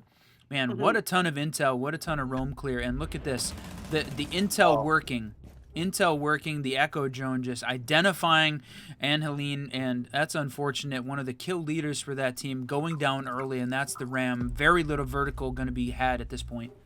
Yeah, that was a tough one, and by very little, almost none. There are no soft breach charges either to help open that floor up. Maybe a shotgun, maybe a little DMR. Stoney's going to find the kill with a C4, and that's going to put the man advantage heavily into the hands of the defense.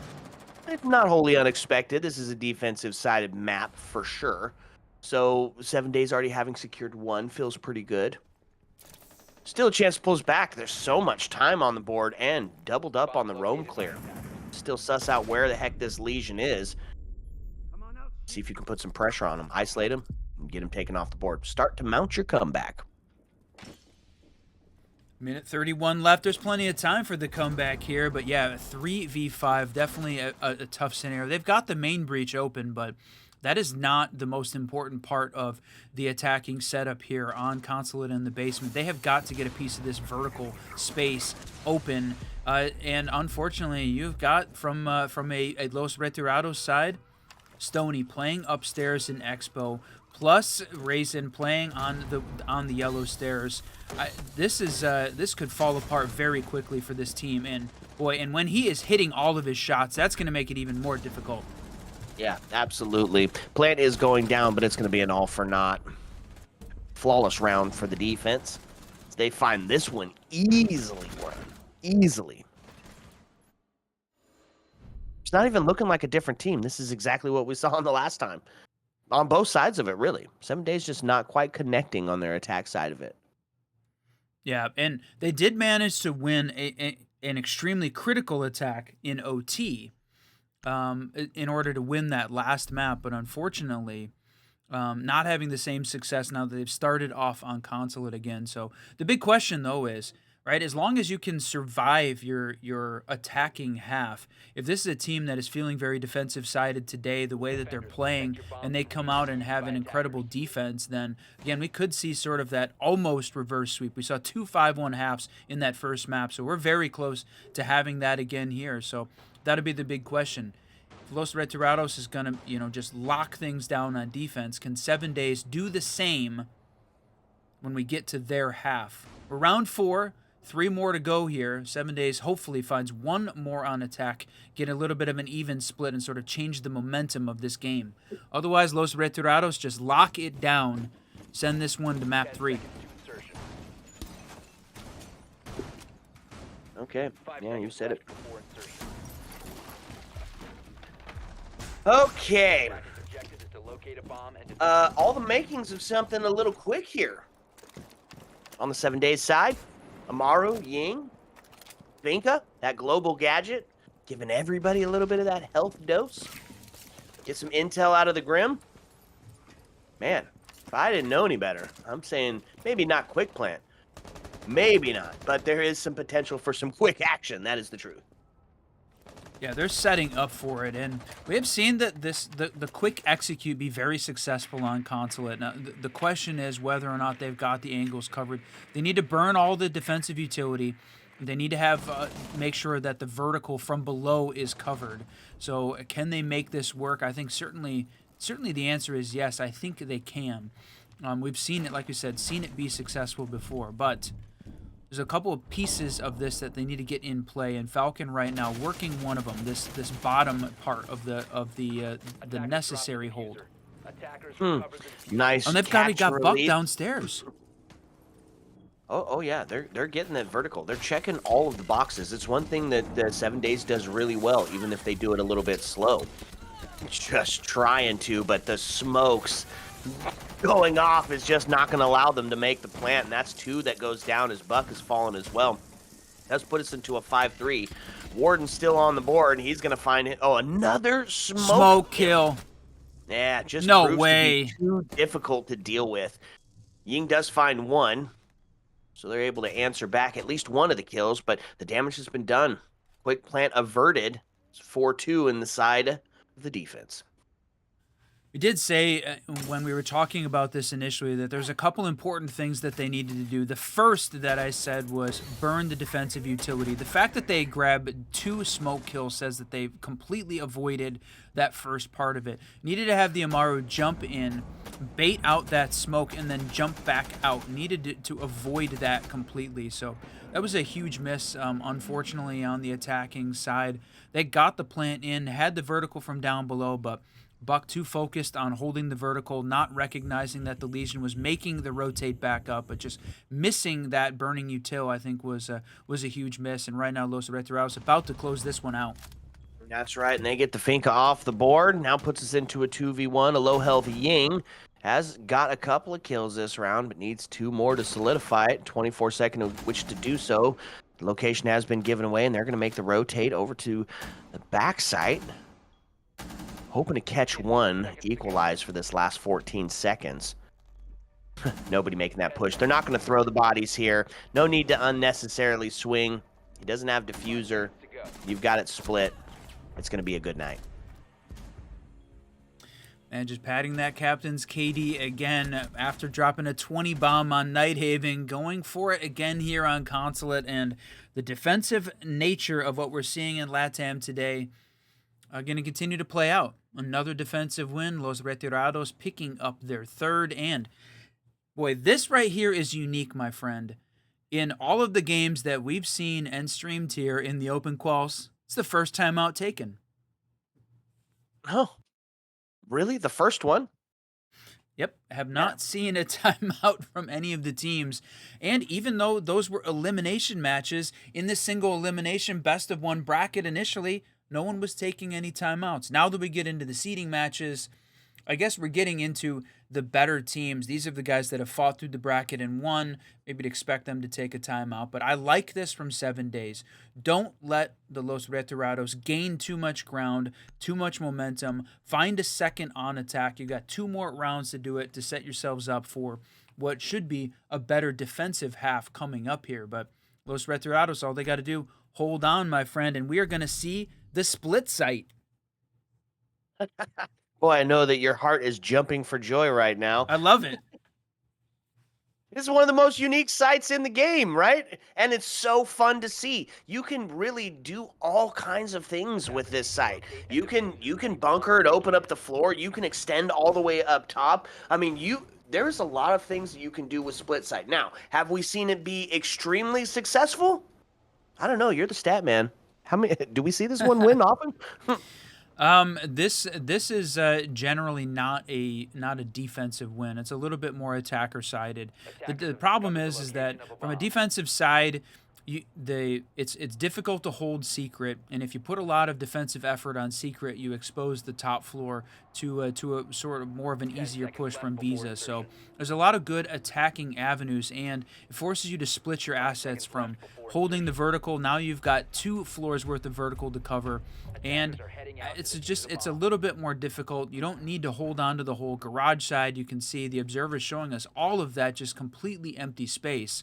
But having to split between 2 floors to hold defensively definitely makes it difficult. And you can see right now working very quickly here, the Monty making the push up on the secret side. Yeah, going to try to take up some of that space and start to give out some of that intel. On the side of the defense, they do bring out the castle. They are going for some of those pace-setting operators, Malusi on the board, and Solus, which we have been talking about a lot recently as being a fun to see her back in the lineup. No way. Goes for the run out. Yes. One, easy. This is going to have to take their time to get back inside. Does find the relative safety of inside. Now has a chance to put some pressure onto this Monty as well. Huge play. First one off the board. That's the buck gone. They're trying to see us into a map 3 here, Whiskey. That is absolutely wild. Using the Solus gadget, identifying that she was or Buck was on his phone, on rappel, able to just jump out, clean him up, and then no one on the attacking side able to try and get a refrag there. Boy, this window is going to be the downfall of this attacking team if Valk hits the C4, but no, misses, goes for the other window, unfortunately. Oh, yet still gets killed. Stoney finds it. Now, as Vic starts to get some damage put onto him, split sight seeming pretty good idea here by the defense as they find themselves in a 1v4. Falcon, the last alive. And everybody mostly at full health. Valkyrie caught unaware. Caught slack and put sleeping. There should have been some sound cues from him making that push in, but yeah, right now it feels like after taking the time out, I'm wondering whether or not the split site was an interesting choice here from the Los Retirados defense. Not, I would guess 7 days, not expecting it. We went in with 2 first floor losses, maybe assuming they were going to go back to the basement or piano, so that this could be throwing off of what they were expecting, and that would be a tremendous sort of defensive play that we saw from Los Retirados. I'd love to be able to ask them about it, why they chose this one specifically, but right now, setting up to win. Falcon, he's got his work cut out for him. 38 seconds left in a 1v3. Gets himself back outside to get a hold of that diffuser. Feeling like the top part of the site is going to be the play. Might be taking a little bit of a faux timeout.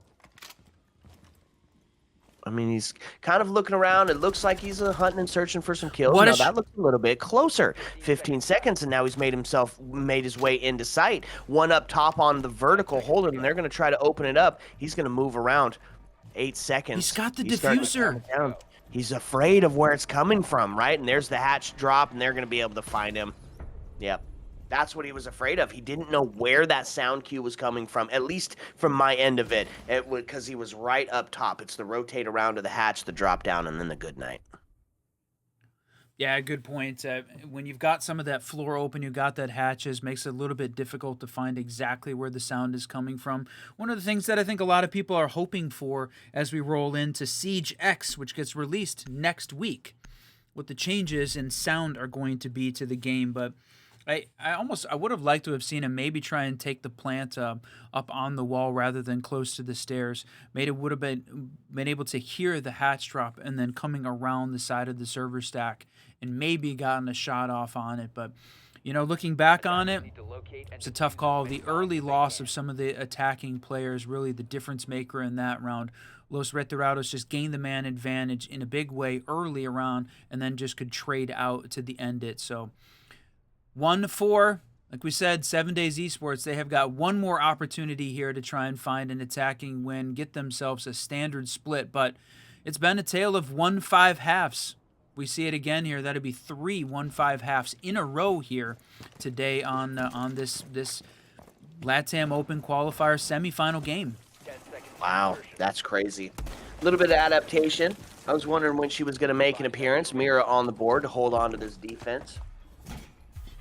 A little bit of a roam game, and be still my beating heart.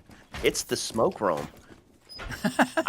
We have seen this several times recently. I'm just going to go ahead and put this out there. I called that. All right, yes, absolutely you did. The smoke room. Now he is back downstairs in the basement and leaving Valkyrie as the one upstairs. But Los Retirados, I feel like they don't have to work so hard here from a defensive standpoint. There's a lot of pressure on this 7 Days Esports team, and the way that they have been holding has just felt like it has completely shut this team down. They're not finding ways to take advantage of gaps in the retired coverage.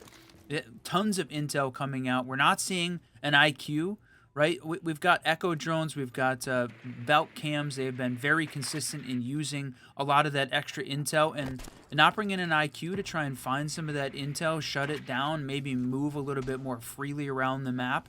This feels like a bit of a miss on the 7 Day side. Yeah, I think you're right. Getting droned up here on the second floor, looking to try to find this Valkyrie. Dokkaebi calls out, and that's a miss on C4. That would have, tough. I think that would have been a C4 kill, but huge miss there. It was able to recover it, though. So he's going to take a try number 2, takes the shot instead, finds it. Valkyrie gone. C4 not going to be worth a damn. Man advantage sits into the hands of 7 Days as they're finally looking in a pretty good position to maybe secure their second round and put themselves on that standard split. That's what they needed. This is all a lot of action taking place upstairs on the second floor, though. Basement bomb site. So we said they absolutely had to have some vertical control. One of the important parts of the basement attack here. Gaining some control. Not necessarily that main breach. That's a big piece of the opening here, but this is it. The Ram working. She's alive this round. That's one of the pieces that they had been missing was getting all of this vertical control and putting pressure on the Los Retirados, and now they can do it. You can see pushed the orange outlines back. No one really focused on directly on site. They're pushing up these yellow stairs. This could be dangerous. That's right. Stoney puts the pressure on, and that's going to be, smoke to find another kill. Connor able to take one, now puts us into a 4-2, and boy, Whiskey, it's feeling like it could be that 5-1 half. They find the answer back. They take the top frag off the board. 18 seconds left, as you can see one sitting on yellow, starting to make that push upstairs, but 10 seconds to go. Mira's the only one up there, and they were heading all the way up top. 7 seconds left. It's just too spread out. Defense finds themselves another win, and it's another 5-1 half. Wow, 3 5-1 halves in a row. Los Retirados on a bit of a stroll here. We saw again, interestingly, in previously on Nighthaven, we saw 7 Days go up 5-1 defensive half, and the one round that the attackers won was round 2. Replicated exactly here on this half. Attackers win all except for round 2. It was the only time we've seen that 7 Days squad win around here. So what do they need to change up? Well, starting off by changing sides is a great place to do it, but it has certainly felt like 7 Days was struggling to get anything going, the Los Retirados squad, just having their number. But it's a change-up. 7 Days, I mean, almost certainly was expecting to start Consulate on attack. This was their map pick. They're up 1 map to 0 in this best of 3, so they've got an opportunity. We're expecting them to have a tremendously good defensive setup here for Consulate, as it was their map pick. Okay, what are they bringing to the attack side? That's going to be the big question. Trying to close it out early. Do put themselves off the shield, opting for the Flores instead. Seeing the castle on the board. Oh, they got to get rid of some of that extension util. Nomad to guard the flank. Ying for some of that agent of chaos behavior, disorienting everybody in sight. Bad attacker lineup. No hard breach, though. So not going to be going to get those walls open. Looking more towards the windows and potentially coming up those stairs. Yeah, sometimes you hear that talked about on Cafe, the Windows Simulator map, and second floor here on Consulate. It's got a little bit of a similar feel, especially if you don't bring any hard breach, not even any can openers in this case, to try and supplement to open some things up. But from the 7 days side, really the big change up, Vic and Angelin, those two guys combined for more than 20 kills between the pair of them. The fact that they have not really had a tremendous contribution here in the first half of the map is huge. But Ying going down, unfortunate start. That is a big piece of this attack, the distraction, the sight lines that you can gain from that. That's a good start here for the 7 days esports defense. Yeah, you said it. Hadn't had a contribution. Well, contributed right there. Vic is a C4 to take Ying off the board. Huge play. So, first minute is gone. Nobody really made their way inside yet. Floor is going to be the first to make the attempt as he pushes in towards admin. He's got a little bit of pressure on that break room side of it, so he's going to send a Flores drone in to take a look. Oh, that's the vending side. Excuse me. This is, to me, a little bit surprising. We're seeing the Flores come out, but Flores is doing it from the admin side. There's plenty of good spots to get the Flores drones in coming from the roof, right? He's putting himself in a lot of danger. I think taking the Flores option so close to the defenders there, if somebody was in the right position, certainly could swing him. It seems like a bit of a miss, and unfortunately misses on that first drone. The second one goes out, but the vending shield still in play. This is such an important part. They've got to get cleared. Look at this. Ash maybe potentially has the play here. The top of Spiral that's being held from the hallway as well. So he's got to take the fight onto Falcon and then take the swing onto the Warden, who of course has now been alerted to his presence. 5-3 as we sit. 47 starts to get a little bit of pressure here for the attacking team, making the push in. Warden is going to get down. It's a pivot, but gets handled immediately as Falcon is able to find the kill, and that's the top frag off the board now into a 4-2. 7 days looking pretty good at securing their second round of map number 2. Take another defender off the board. That's Jaeger gone. Flores to go down as Falcon finds one, now puts us into a 3-1. It all under the shoulders of the Brava, trying to secure themselves a match point, but the crossfire is set up, and it's going to be bullets from everywhere. Okay, defensive win, my friend, and really felt like from the attacking side, felt like a bit of a miss. I mean, certainly losing the Ying early to the C4, that was a huge deficit to start off with, but having Flores die with one of his drones in pocket as well, not able to clear out the mute jammers, not able to clear out the shield. And yeah, you're able to finally kill the Warden, but the fact that you just, walk in and turn your back to the castle that's taking the shot, yeah, you're going to clear the Warden, maybe wins that battle, but definitely going to lose because it had his back to Warden or to castle. I think that was just an unfortunate way. No use of the Flores to try and help that push. A single player taking a 2v1 with two tight angles. Additionally, with that Warden playing behind the shield, protected from any of the flashes as well. That was better played on the defensive side. And a miss from the Los Retirados. So, 7 days taking advantage of a mistake and continuing the defensive dominance here in the LATAM Open Qual. It's all defense, baby. Hold the line. How are they going to do it? Well, they're going to bring out the Cade. I was gonna say, did they open up the hatch into sight? I didn't catch it. Didn't catch whether or not they did. I couldn't tell if that was in sight or 2F. I just got a quick glance of it. But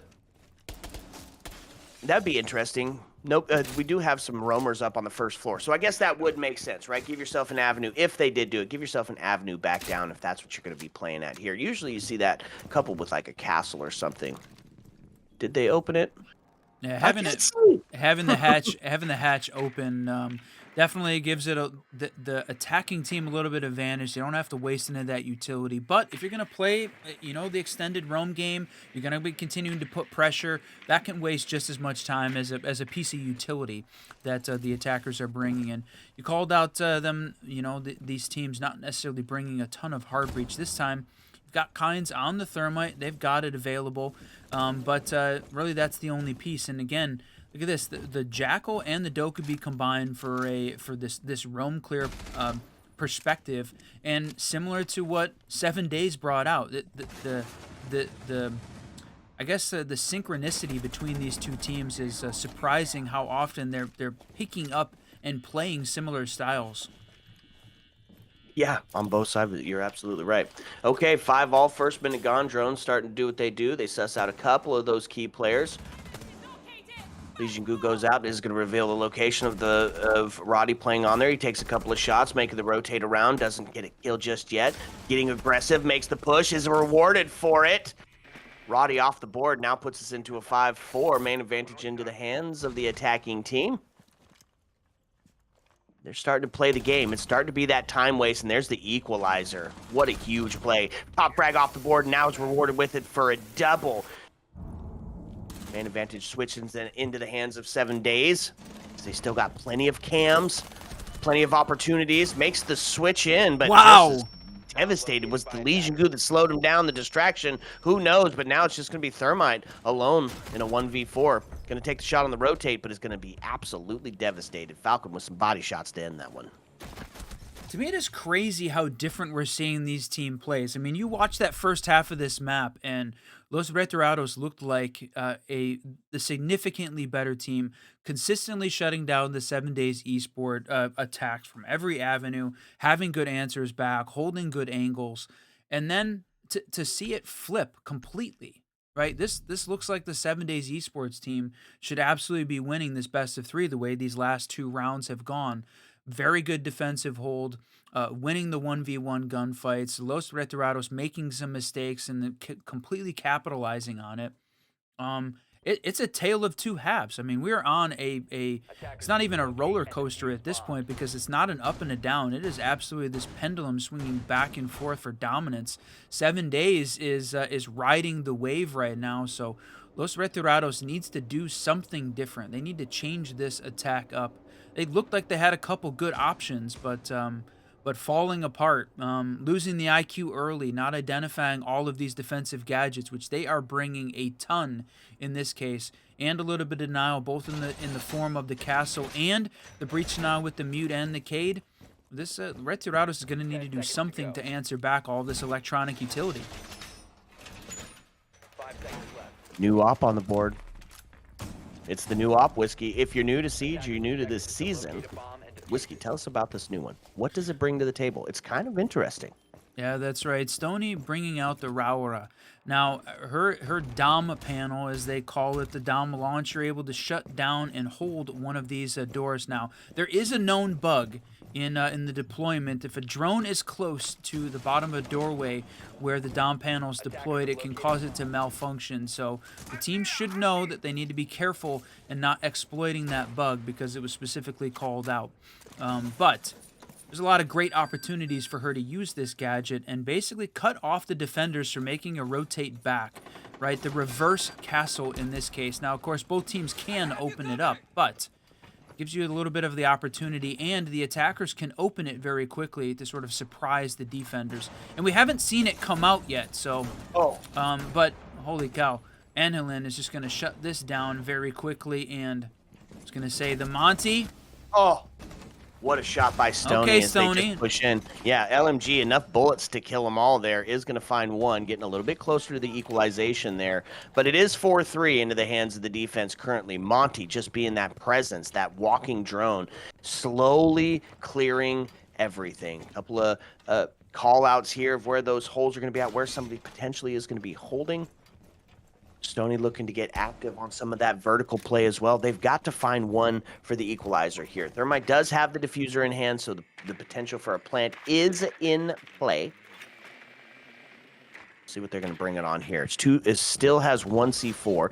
And Mozzie rocking the P10 too. A little bit of a laser beam, but a pea shooter at that. Intels, the yellow pings come out from the Monty, the walking drone. They sussed him out, another drone. So now they know where 2 members of the defense are. They can start to put this pinch on. All they got to do is get into...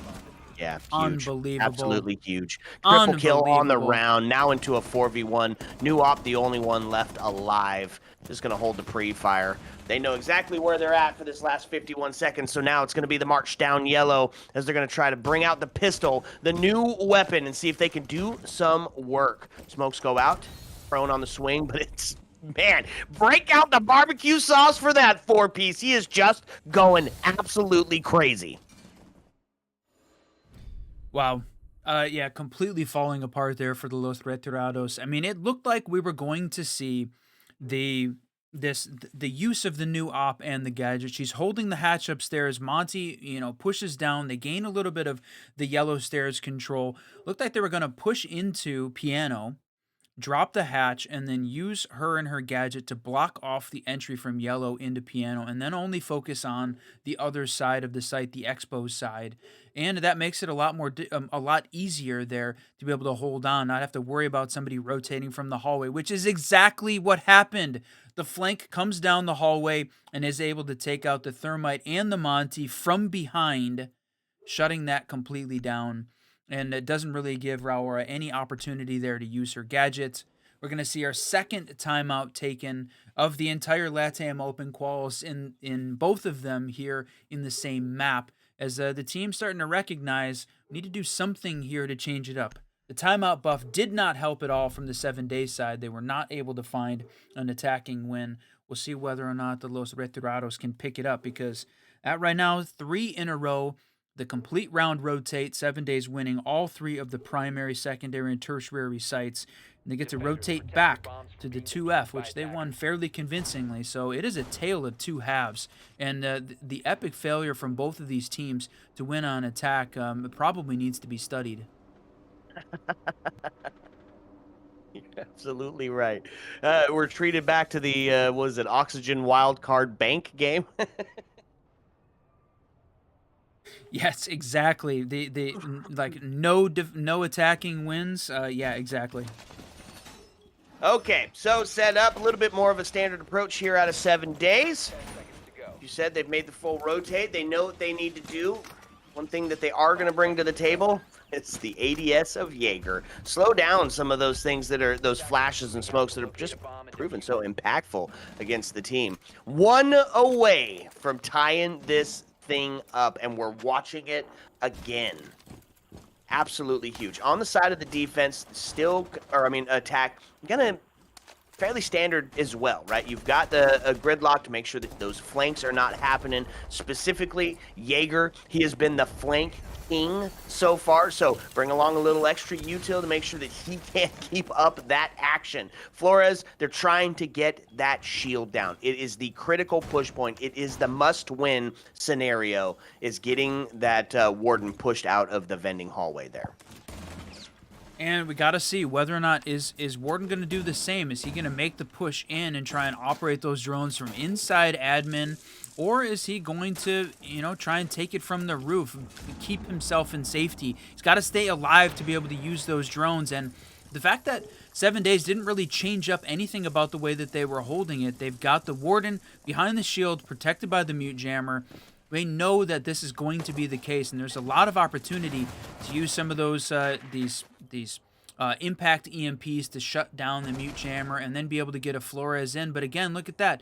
He's operating from in admin, and it feels dangerous here, the way that they're trying to make this work. A little bit of proximity to that shield from a Flores perspective shouldn't really affect it. Bunch of damage has been done to Grim, but he's still alive. Those bees ringing out. It's been a long half of the round, and they have not cleared the necessary space. Thatcher does go out. That's not going to blow him up. There it is. Almost thought that one that was already muted was going to be a little bit of a detriment. We do see that... oh, man, he gets another one. Jaeger's able to find one, but they finally get him taken off the board as it's a frag leader off. Find ourselves with the main advantage now into the hands of the attacking team. Looking pretty good. It may be starting to secure their round. A lot of smoke inhalation by the Thermite as he's forced back out the breach. 47 seconds. Time going to start to play the factor here. They still have one gas canister in hand. No C4 to deny that plant from a distance. So if they get themselves up into that corner, they're going to find themselves in a pretty good spot because there's no smokes left either. L85 rings out and claims a life, but it's answered back as Falcon's able to find one. And a second as it goes down now into a 2-2, now into a 2-1. No way! 7 days looking to try to tie this one up. It's 17 seconds. Thatcher on a low health scenario. He's got the diffuser in hand. Maybe a fake plant? No, he's going to push in. He doesn't have much choice. He does get the kill. 8 seconds. He knows he's in the closet. He's going to have to take this swing. Here it is. Is he going to find it? He is going to find it. Falcon taken off the board. What a huge play. And now, match point scenario. All right. We did see 5-1 halves over and over and over. That meant the attackers had to win one. And Los Retirados now pick it up on round 10. Finally able to pick it up. And you said it. Match point scenario here for this team. They are in a must-win scenario. They have to win. If 7 Days Esports wins, this best of 3 is going to be over in 2. So, in order to go to Clubhouse, Los Retirados has to win here in the next 2 rounds, or risk going to overtime. But if history repeats itself, that's where we've been headed. They have really struggled, and that was their best opportunity on attack that we had seen in this entire half of the map. And they almost lost it. I think in this case, if 7 days, if he didn't even try pre-firing, there had to have had some sort of sound cues. Whether or not there was a ton of comms going on the team side of it, we're never going to know. But certainly, it felt like there was an awful lot of opportunity there for him to pre-fire the swing from the attacker and stay alive. But sort of falls apart, and Los Retirados pick up the attacking win 6-4. Now a little bit of pressure on 7 days. Not nearly as much, because if they lose, that just means map 3 rather than being out of this seeding match entirely. Yeah, absolutely. And we called the one of the big win conditions, right, Angelin, on that roam game, on that impact flank play. And he was sussed out. He got a kill, but they were able to take him down, and then that's the win condition met. Now they can start to put their pressure on, and they did a wonderful job of that. Does put him on a match point scenario. So they're going to start to take a look and try to suss out exactly where we're sitting. It's running back for the defense here, right? They brought the same exact lineup there. They said, we can win this. We should have won this. Run it back. We're going to get one closer. They got to be perfect for 2 right now. So 2 things. We did see the complete round rotate win from 7 days on defense. That means the Los Retirados got a view on all of the sites from an attacking perspective, on how they were going to handle it, how was 7 days going to handle the defense. And they took a timeout. So we did see the timeout buff come into effect. Los Retirados wins the round after they take a timeout. So well played from their perspective at recognizing and adapting, shutting down this defense. Now, alternatively, 7 days is going to do the same. Now they've seen how Los Retirados did win, and it was very close. They can try and hold on and play this defense a little bit differently. The shield goes down with 1.5 minutes into the round, which feels like the earliest they've been able to clear out that piece of utility. Yeah, absolutely. And I think if we're talking win conditions here for 7 days, and he's going to get it. That was huge. Now, Thatcher, of course, does still have 2 EMPs. They've still got a Thermite in hands as well, but it's only 1 wall. Quite a bit easier to trick instead of having to deal with the dual setup. But I think win condition here, I mean, we can just say it out loud. Raxon, you got to get him off the board. He's 11-7. He was dropped over a 20 bomb on map 1. If you want a chance, you got to get him down, and maybe not first, as Stoney does go down first, but you got to get him down. Warden is to fall as he's going to add to his KD just a little bit. Taking the swing out from, wait, where did that come from? Hopping through the window, the bathroom window rotate oh my out. Lord. Jesus, Roddy finds one and then gets taken down. So, yet again, we're back into a 1v1. It's 30 seconds left. He does not have the diffuser. What's Recovered. Pick it up. Yep, got it. Was sussed out on the BP. They've got the intel on where that's at. Yellow pings are going out. 15 He's going to go seconds for the left. plant. He's waiting for the call. 13 seconds. He's going to go ahead and stick this. We're going to see a post-plant scenario here. As does take some damage from the gridlocks. A flash goes out. He takes the What? shot. Wow. It's map 3, baby. It's map 3. 7-4 victory there for Los Retirados. They do it. Not retired yet. They're going to play at least one more here. And one more map opportunity coming. And it is going to be Clubhouse. And we talked about Clubhouse during the setup. This is the map that Los Retirados won 7-0 early on. So they are Clubhouse demons. We haven't seen 7 Days Esports play it yet, so we're not really sure. But boy, what in general defensive masterclass between these two teams, and really struggling on attack. The first team to put together 2 attacking wins was going to win it, and that happened to be Los Retirados. So they win it, and we are going to see map 3 in the semifinal game here in the LATAM Open Qualifier.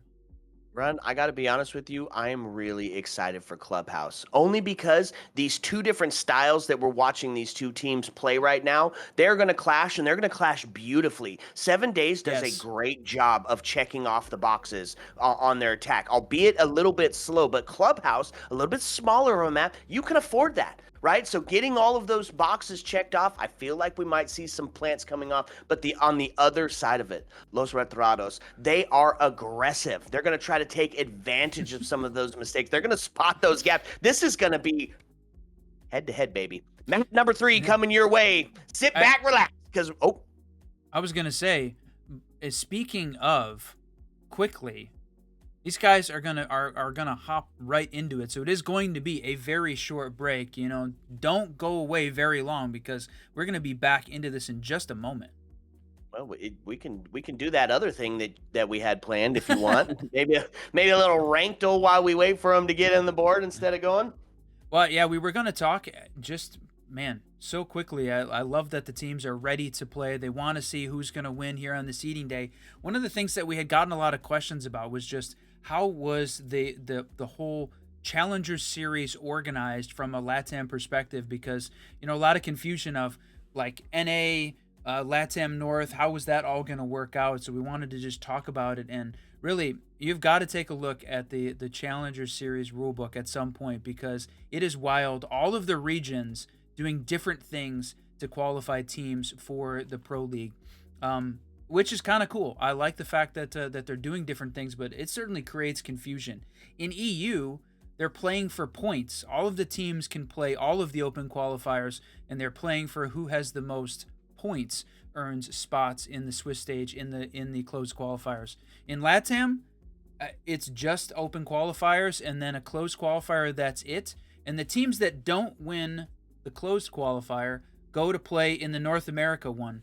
It's really crazy. We're going to need some sort of a graphic. And I know Jesse J was talking about it on his stream, that he's putting a video out about these LATAM qualifiers, because of how sort of a strange place that they're playing. But it certainly gives these teams an absolutely excellent opportunity to come and play and earn a spot. Probably the best in the world at earning a spot in Pro League.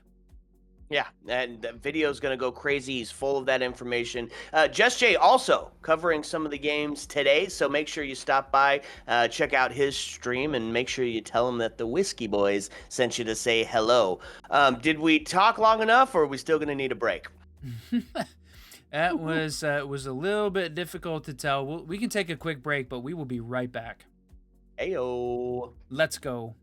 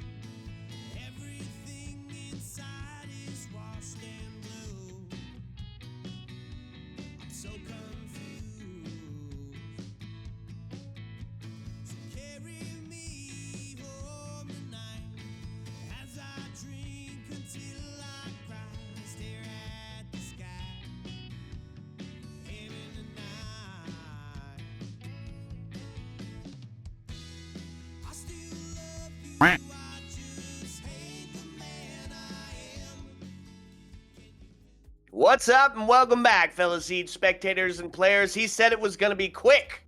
Well, we're back. Back for the last map. Clubhouse. Destiny has deemed that we get a map number 3, and it's going to be the Great Equalizer to do it. Whiskey, I'm excited for this last one. Yeah, we talked about how good Los Retirados was on Clubhouse a couple different times, and they came up big here on map 2 on Consulate, winning that in a 7-4 victory. So 7 Days Esports has got their work cut out for them. They won back on their map pick, but Nighthaven feels like it's ages ago at this point. Now it's time for Clubhouse. That's right, Clubhouse. What do we love? It is the default map. We call it the Great Equalizer because you're going to basically do the same things every single time, no matter almost what site you're taking. There's accepted strats, right? Defense or attacking side of it. If you're on attack, it's good to bring that double hard breach when you're trying to take on Jim. It's good to have dirt pressure and vertical pressure when you're taking on basement. Cade being somebody that gets taken out a ton when playing this map because the vertical is so hard to deal with. And then, of course, Cache CCTV is everybody's favorite tersh. Blitz going to be the first to fall on the bans. No surprises there. He was banned in the first 2 as well. Just don't want to have to deal with that flashy shield. Yeah, I'm not surprised at all with how often we had seen. I think in this case 7 days or this may be the observer bug. So Los Retirados banning first, not wanting to see the blitz. We've seen it in both games, and now Blitz and Deimos, the combo again, the same attacking operators banned. Both very good, but that does leave the Monty available. Both teams seeming to like that better than having to deal with the blitz. And gonna follow it up with the Clash ban. Just don't want to have to bring an operator to deal with that. Just better to get the Clash off the board. Go for some of those standard pushes, some of those standard takes. Last one, who are we gonna see? Mira? We've seen a lot of Valkyrie play lately. For Clubhouse, maybe the Fenrir. Fenrir has gotten very good and yeah. has always been very good. But no, you called it early. The Mira making those basement and basement defenses just basement and gym bedroom defense is so good. Again, forcing the attackers to bring something very specific to deal with her utility, deal with her play style, and sort of limits what you're able to do. So I think it's a good ban. She's very effective at holding on to the areas that she sets up shop, like specifically that bathroom. So love seeing it, my friend. Ready to get into it. Are we going to see the defensive siege? Or are we going to see something different here on Clubhouse? I imagine we're going to see some defensive siege here, Whiskey. I mean, Clubhouse definitely lends itself to some of that attacker-sided funness and shenanigans, but, I mean, let's be real. Basement, preferred site, tough to deal with, even though there's so many avenues to attack. There's so many safeguards you have in place when you're setting up your defense. And already, we're going to see 7 days pulling out 3 of my favorite ops at the moment, especially in combination with each other. Vic bringing out the castle, obviously going to see some sort of extension. I don't know if they're going to go up top with it or not, because they did close off the hatch. Maybe just guarding off some of those big entry points, but in conjunction with the Scopos and the mute, right? Scopos sometimes you see put in that bathroom with the mute jammer, makes it impossible to get drones in there, meaning you have to use some sort of explosive utility to get it out, or that flank could be huge. And we have seen a ton of mute roam game on the second floor. Now, he is down in the basement at the moment, and maybe that might be the place that he stays, but wouldn't be unexpected to see him up and about holding on to that 2F and forcing them to dedicate some operators to trying to take him down. Absolutely. The way that the way you're setting this up, love the way that we're seeing this intel game out from 7 days. Again, we've been very, very defensive sided, and from this, one of the big things we talked about early on Consulate was it didn't seem like the attacking teams were bringing IQ as a way to deal with a lot of this electronic utility. And this time, bringing her out, Stoney, I feel like they're making a little bit of this adjustment. So trying to find it, and yes, look at that, taking down the Valkyrie cam is one of the initial pieces, but there is plenty more left available that they need to clean out. And this is one of those things that you were talking about as being necessary to bring to the table because there was so much intel, because there was so much gadgets being utilized. You got to bring that IQ along. K-Trick fails on the kitchen hatch, so they're going to be able to open that up. And it looks like the castle was brought down to solidify the site instead of going for any sort of extension here. And I'm not mad at that. You know, it definitely puts some slowdown on that dirt push, especially if you're bringing along a shield. Try to take up some of that space, close off some of those really important areas, force you to bring along some gadgets they're going to maybe you wouldn't have necessarily brought along to try to get down into sight. One of the things we talked about from the Los Retirados side was that their attacks generally seem to be maybe a little bit more one-dimensional than they needed to be. So part of this, you'll have to see how does 7 Days manage this attacking scheme. Are they going to be very one-sided? Can they sort of focus the defense on one piece of the map to gain a big advantage? Kind of looks like that, right? Most of those orange outlines look like they were setting up on sort of the main kitchen side with not a lot of blue pressure, and that certainly seems like the way it's going. But man, already a little bit of trade happening. 35 seconds left though, and that's the first 2 kills. Yeah, and that was an exchange of the frag leaders of the last couple of maps, right? Raxon able to find that first kill, but then falls to the C4 of Anhelen. And so the man advantage does sit into the hands of the defense now. Put themselves on a 4-3. They did get the hatch, and that's going to be the flashes. They get into the corner, and they're just going to start to go for the plant. As Striker goes down, Castle gets taken off the board as well, so the cross is had, but he's not in time. The vertical pressure, they're going to take him off the board. Plant doesn't go down. 4 seconds to drop from hatch, and it's not going to be the case. They almost solidified themselves a plant, but the cross that was being held, Whiskey, on that main missed. Yeah, it looked like a little bit of siege timing. He looks away for just a moment as the defender runs across the open hatch, gains a little bit of control, saw the blue outline sort of converge over on the kitchen side, and even though they had vertical coverage, like you said, just missed and fell apart, and we see the defense take the first round here on Clubhouse. Now, to me, it felt like Los Retirados had the option. They got close. They almost had that plant down. And if they had had a little bit of that vertical coverage, if he had hit his mark, that could have been an attacking win. So still too close to call. I'm going to go upstairs to the gym bedroom to see how this next site is going to play out. A classic gym bedroom. Bring along the castle. Take those highway windows out of play. Bandit to hold it down. Azami. Finally, we're seeing the Azami brought out, even though she's been available for 2 maps.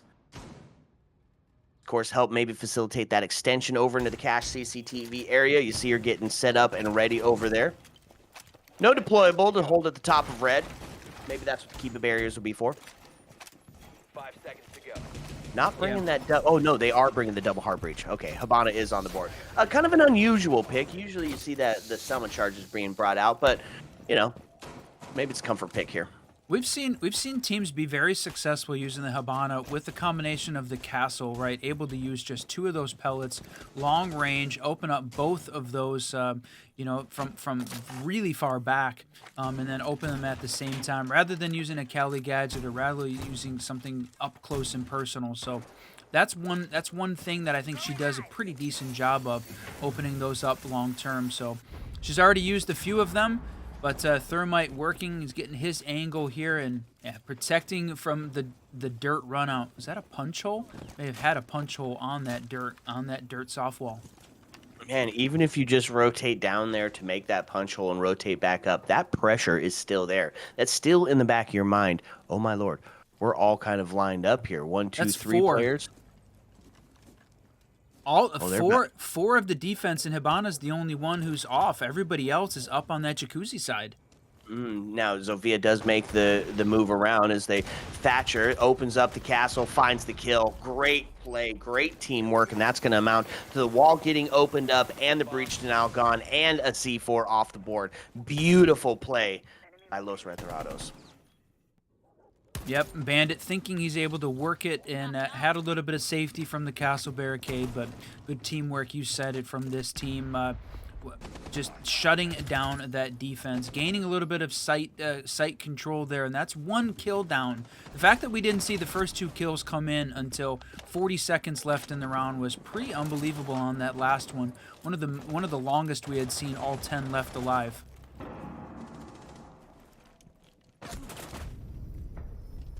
Flawless. They're going to get it done flawlessly. Beautiful round. Push in, punch him in the face, take space, win round. All right, so here's the thing, right? This is now unbelievably, we have seen this in, I think, 4 of the 5 or 3 of the 4 halves that we've seen have had the defense win the first, the attack win the second, and then the defense won all of the rest for the rest of the round. So it's crazy how we're seeing some symmetry in the way that these rounds are being played out. So 7 Days takes one in the basement. Los Retirados makes a good adjustment. Now, the 7 Days have enough information on how the attacking team is operating to make some adjustments. We're going to see they're not going to go back to the gym bedroom. They're going to keep that same round rotate, and they're going to go to the CC site and bring out what it's a sort of a similar setup. Interestingly, they don't bring the Azami on what I think is definitely her better site to hold from a Rafters perspective. Yeah, right? I mean, kind of the standard approach there. Bring the Wamai and the Azami to hold on to Catwalk. Can't take that space into Garage. Stops the Monty from being able to push up. Forces you to bring a Capitao to suss them out of there. Well, they're just not Azami fans. Maybe she's just banned out too often. They just don't build the strats around her anymore. Castle's going to extend down below. One of my favorite holds here on the Clubhouse scene. And Cade going to double up on his breach now, making sure that those garage walls don't get open. And the point of that, the reason that he's doing that is the Capitao opens up, uses his can openers, opens up 2 separate spots on the garage wall. One to take cam and hold on to that, the right side of the catwalk, and then one to walk in and put some fire and flush out what is currently the Cade who sits up there. Yeah, you said it. I like that. I like this hold as well, using the Kaid upstairs, trying to hold on to that piece. But yeah, it's interesting. Now, it should say that there's a lot of defensive wins here, so trying something out of the ordinary, and I think you definitely called it with this idea that the fact that Azami's banned out so frequently that you don't work her into the strats, I think that's absolutely a good call for the way that this one's playing out. But look at this, taking some shots down below, just like Nighthaven, trying to clear out these bandit tricks, but he's going to force him back, so they should be able to get this main wall open. Okay. First minute done. Done a great job at taking the space underneath, forcing out that vertical hold that was below that extension. Everybody now up onto the first floor. C4 rings out, but nobody to take any damage. Well, Cade does, but not from that C4. Shot almost catches him slipping. Now open up that castle with the Selma charge. Man, they brought a lot of that to the table. Right? Selma charges, thermites, can openers from Capitao. They've got the soft breach from Ash. Grenades from Osa. This is one of the few times that we like to see the Osa played, too. Is it hold a little bit of long range after you start to get that plant down. Raxton is able to find Falcon off the board, but gets traded out immediately. Does put us into a 4-4 scenario with 60 on the board. And there's the answer back as Connor's able to find Vic down. Now a 4v3. Still trying to get the other side of this wall open, but can't do it. The holes that they've set up just make it incredibly difficult for him to be able to get that thermite, find that right pivot point. And if you wait there too long, the sound cue gives you away. They take the swing, they send a C4, and that's going to be it. Ace pushes in off the garage and starts to get the plant going down. Connor's able to find one off the board. And Lynn, no way, good for 2. Stoney takes him down. Now is the Osa shield setup proven to be difficult. The diffuser is down inside of sight now. So, Wamai, the last alive, starting to make the rotate up.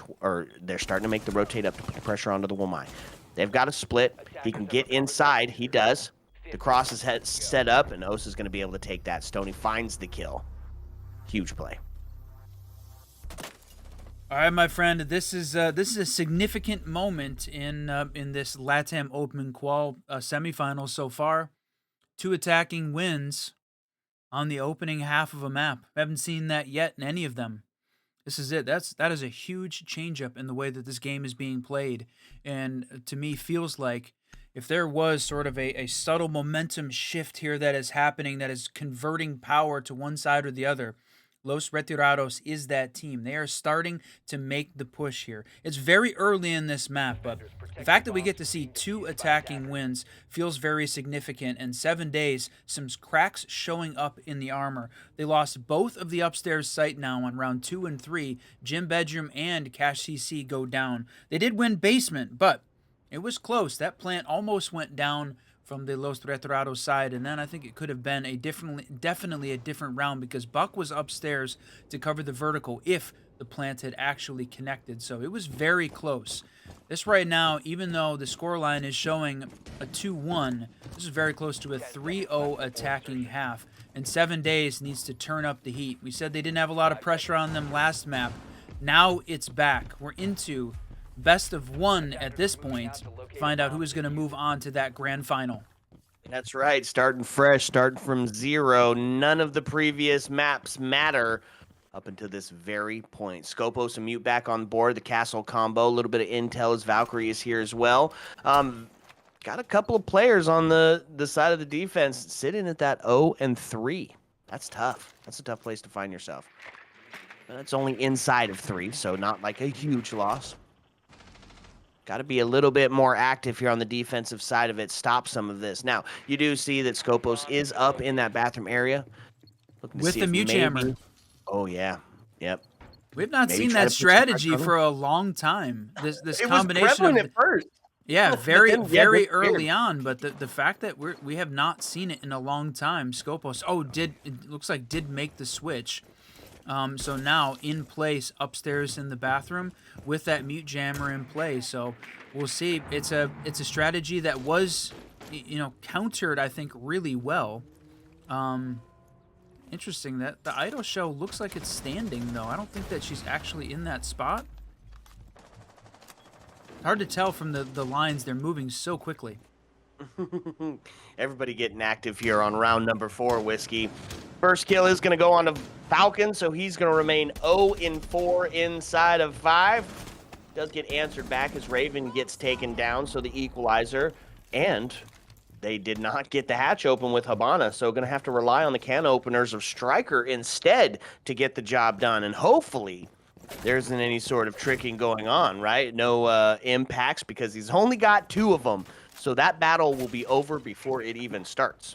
And you know how dangerous it is to use the can openers in the kitchen because of all the soft floor around it. Plenty of opportunity for a C4 or even an impact to come up and really change the way that that's played.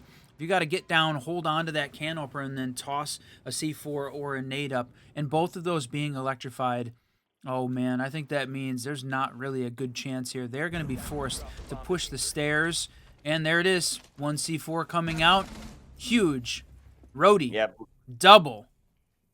Finds a second one. Yeah, that's absolutely huge. And the damage has now been done. Defense feeling pretty good, except for they lose a member on the rotate back down. Scopos goes. Sends in a flash, but not ready for the cross that's set up. A couple free fires towards main. Almost comes up with a quick one.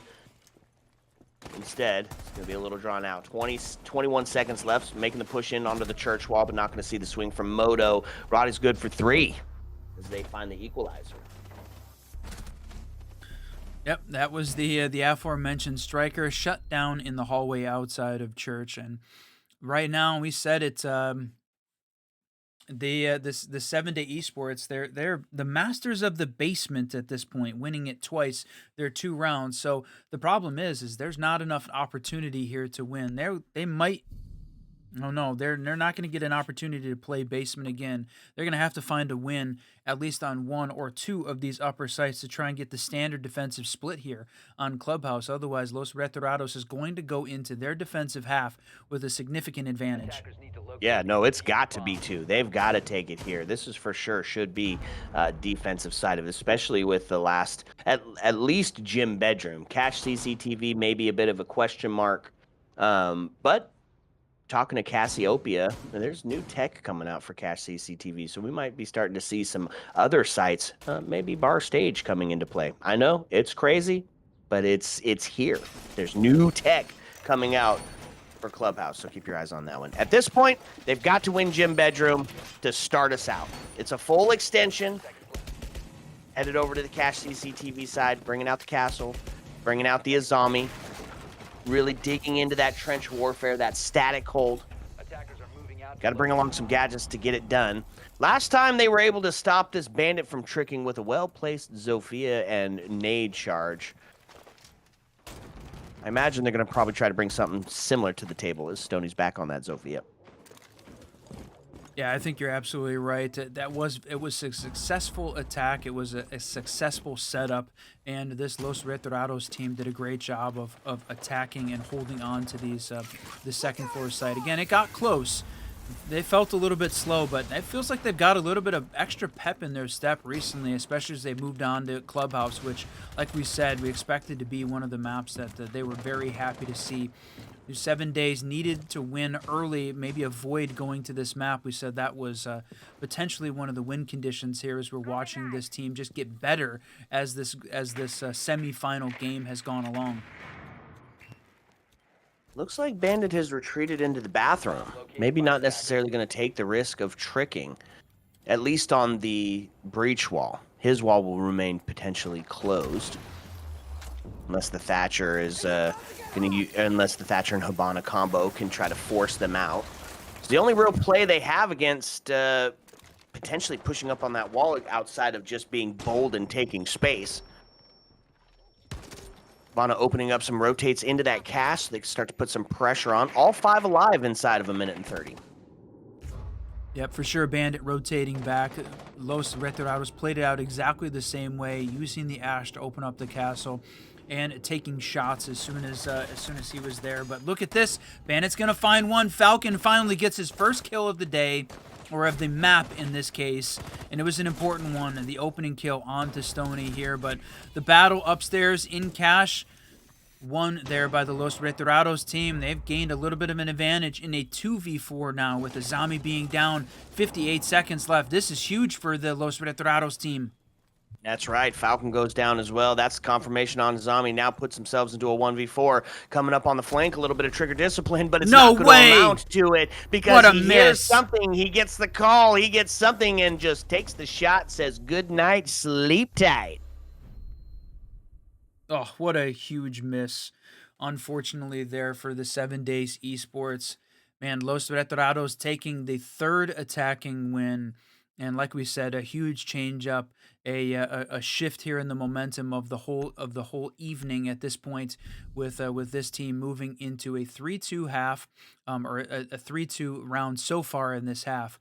One more upstairs site to go. We're gonna see Cash CCTV. One more opportunity here for the 7 Day Esports team to try and hold on defense. They can do it. We have seen them be unbelievable on defense, absolutely shutting down the attack. They need to find a way to do it here on Clubhouse. They need it one more opportunity because they have struggled on attack, and that's where they are going next. Those Retirados can absolutely punish them for it on a map that they like. Yeah, absolutely. When and maybe we'll have production confirm this. When they had their 7-0, what side did they do it on? Do you know? That is a good. Yeah, that's a good question. Well, trying to see if we can take a look. But one of the other things I was looking up, speaking of production and trying to get some intel, the other semifinal game taking place on Jesse's stream, that one also is also on map 3. Consulate being the 3rd map. The Associates and the Galacticos both winning 1 map apiece. So both of the semifinal best of 3s taking all 3 maps necessary. Yep, and an update on the score, 4-1 to the hands of Galacticos currently.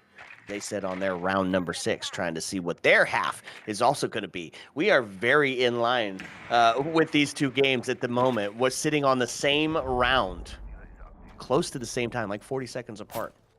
And I got to say right now, you know, the conversation we had with Patch yesterday looking like prophetic at this point, with him predicting Los Retirados and Galacticos being the 2 top teams, maybe to fight it out here in the grand final. And that is certainly the way that it's looking.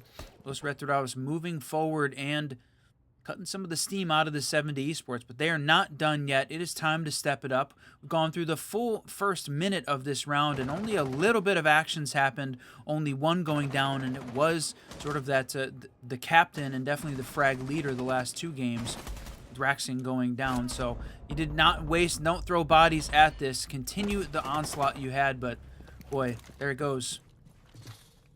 Yeah, that was the win condition, Started on attack. right, for 7 days. They did it on attack. Oh, interesting. Started on attack, 6-0. Okay. So, I mean, this could have been their dominant half and still might be if they take the 4-2 on the opposite side of it. A couple of kills coming back, though, does put the main advantage into the hands of 7 days. New operators on the board. We'll see how they're going to be utilized. I'm interested to see what sort of compy strats are going to be pulled out with this new operator. I know plant's going to be a fun situation, but you got to be able to get there first. Stoney finds himself another kill, a couple of pre-fires with the LMGs. He's just going to keep pushing, but it's not going to be the case. Cade's able to find that kill as the flash goes off. They find themselves around. Yep, the flash less effective than the Fenrir, as the defender, even though Cade has got his hands up to his eyes, it clears quicker than the Fenrir does and is able to win that battle. So, yeah, out of the 2, I guess it's only been 2 rounds we saw Raora played. Didn't get to see her gadget deployed once, unfortunately, and both times bringing out the LMG. I definitely figured we would see more of the DMR with how prevalent the DMR have been to start off here, and really the last half of year 9, season 3 and 4, and now into year 10, season 1. It had felt like DMRs continue to be such an important part of the attacking lineup. It's interesting that they're choosing the LMG over that 416. Yeah, DMR's definitely being that big part, but we have seen it a couple of times, not just with the new operator, but, you know, Capital bringing it out, Gridlock bringing it out. We've seen the Finka LMG peek its head a few times, so maybe not necessarily back in the meta for the LMG, but definitely a prevalent, clear and present danger in the hands of somebody that knows how to use it. Can be also described of the DMR as well. Okay, so The location of a bomb. 3-3 on the tie-up. 1 map apiece. These teams are locked in at just needing an ultimate decider. I would be absolutely blown away if this didn't go all rounds, all 15 needed. It'll be maybe a bit of a mental game, a bit of a question mark. If we can see, or if we do see the Los Retirados take a little bit here on defense, establish more of a lead, that might be enough of a mental chalk here for the 7-Day Esports team. It is a seeding game, so both of these teams already qualified to the closed qualifier that's going to happen in 2 weeks, so neither is going to go home at this point. So I could see, you know, that little bit of a mental problem. We'll see who's got the toughness here to bring this one through. Drones going out as they do get that breach opened up on the CCTV side of things. Trying to put some pressure onto that cache side. The Fenrir seemed to be such a impactful player or impactful operator here in the last couple of maps, is on the board. Everybody now has secured themselves a kill inside of round number 7. No zeros on the board. Kind of help that mental chalk just a little bit. C4. Oh, he's ready. Gonna start open with the soft breach. Oh, doesn't get the kill. Instead, just starts to come in. It was going to be a hot drop into Jim and just gets absolutely just devastated instead. And hello, that's the hard breach gone. What is Vic doing? Trying to be the hero, I think. Like we said, during that first map, Vic was one of the kill leaders and such an important part of his team. The fact that unfortunately stuck in the 1-6-1. I think he's trying too hard at this point, trying to be an influence, gain something back that he has sort of lost over the last 2 maps, gain, getting back to where he was. So you still have got the Hibana. She's still opening up some of those sight lines, but don't overplay your hand. 7 days can be very good. They just need to lock in. Yeah, absolutely. Less than 60 on the board. Oh, a couple of toe shots ring out, a quick peek up, and back down to the toe shots, gets the down, and Helena's going to take one. That gets equalized there. As a couple of trades come out, looking towards that Logi hatch, hoping for the drop, hoping for somebody to get caught, and he might be rewarded for his efforts as They're going to take the peek, but some siege timing. He's going to go towards the stairs instead. They're just going to push right in. The castle barricade gets taken down. Stoney finds the kill. Now into a 2-2 as the bathroom presence has been brought back.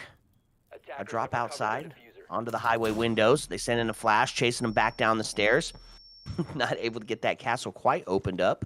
Another flash as he sends himself back down the stairs. Now into A site. He's making the rotate, looking towards the bathroom. The hold potentially set up. What a shot! Lacking. Good night. 10 seconds left. Plant starting to go down. No C4. Takes a couple of shots, but they're going to be able to stick this thing.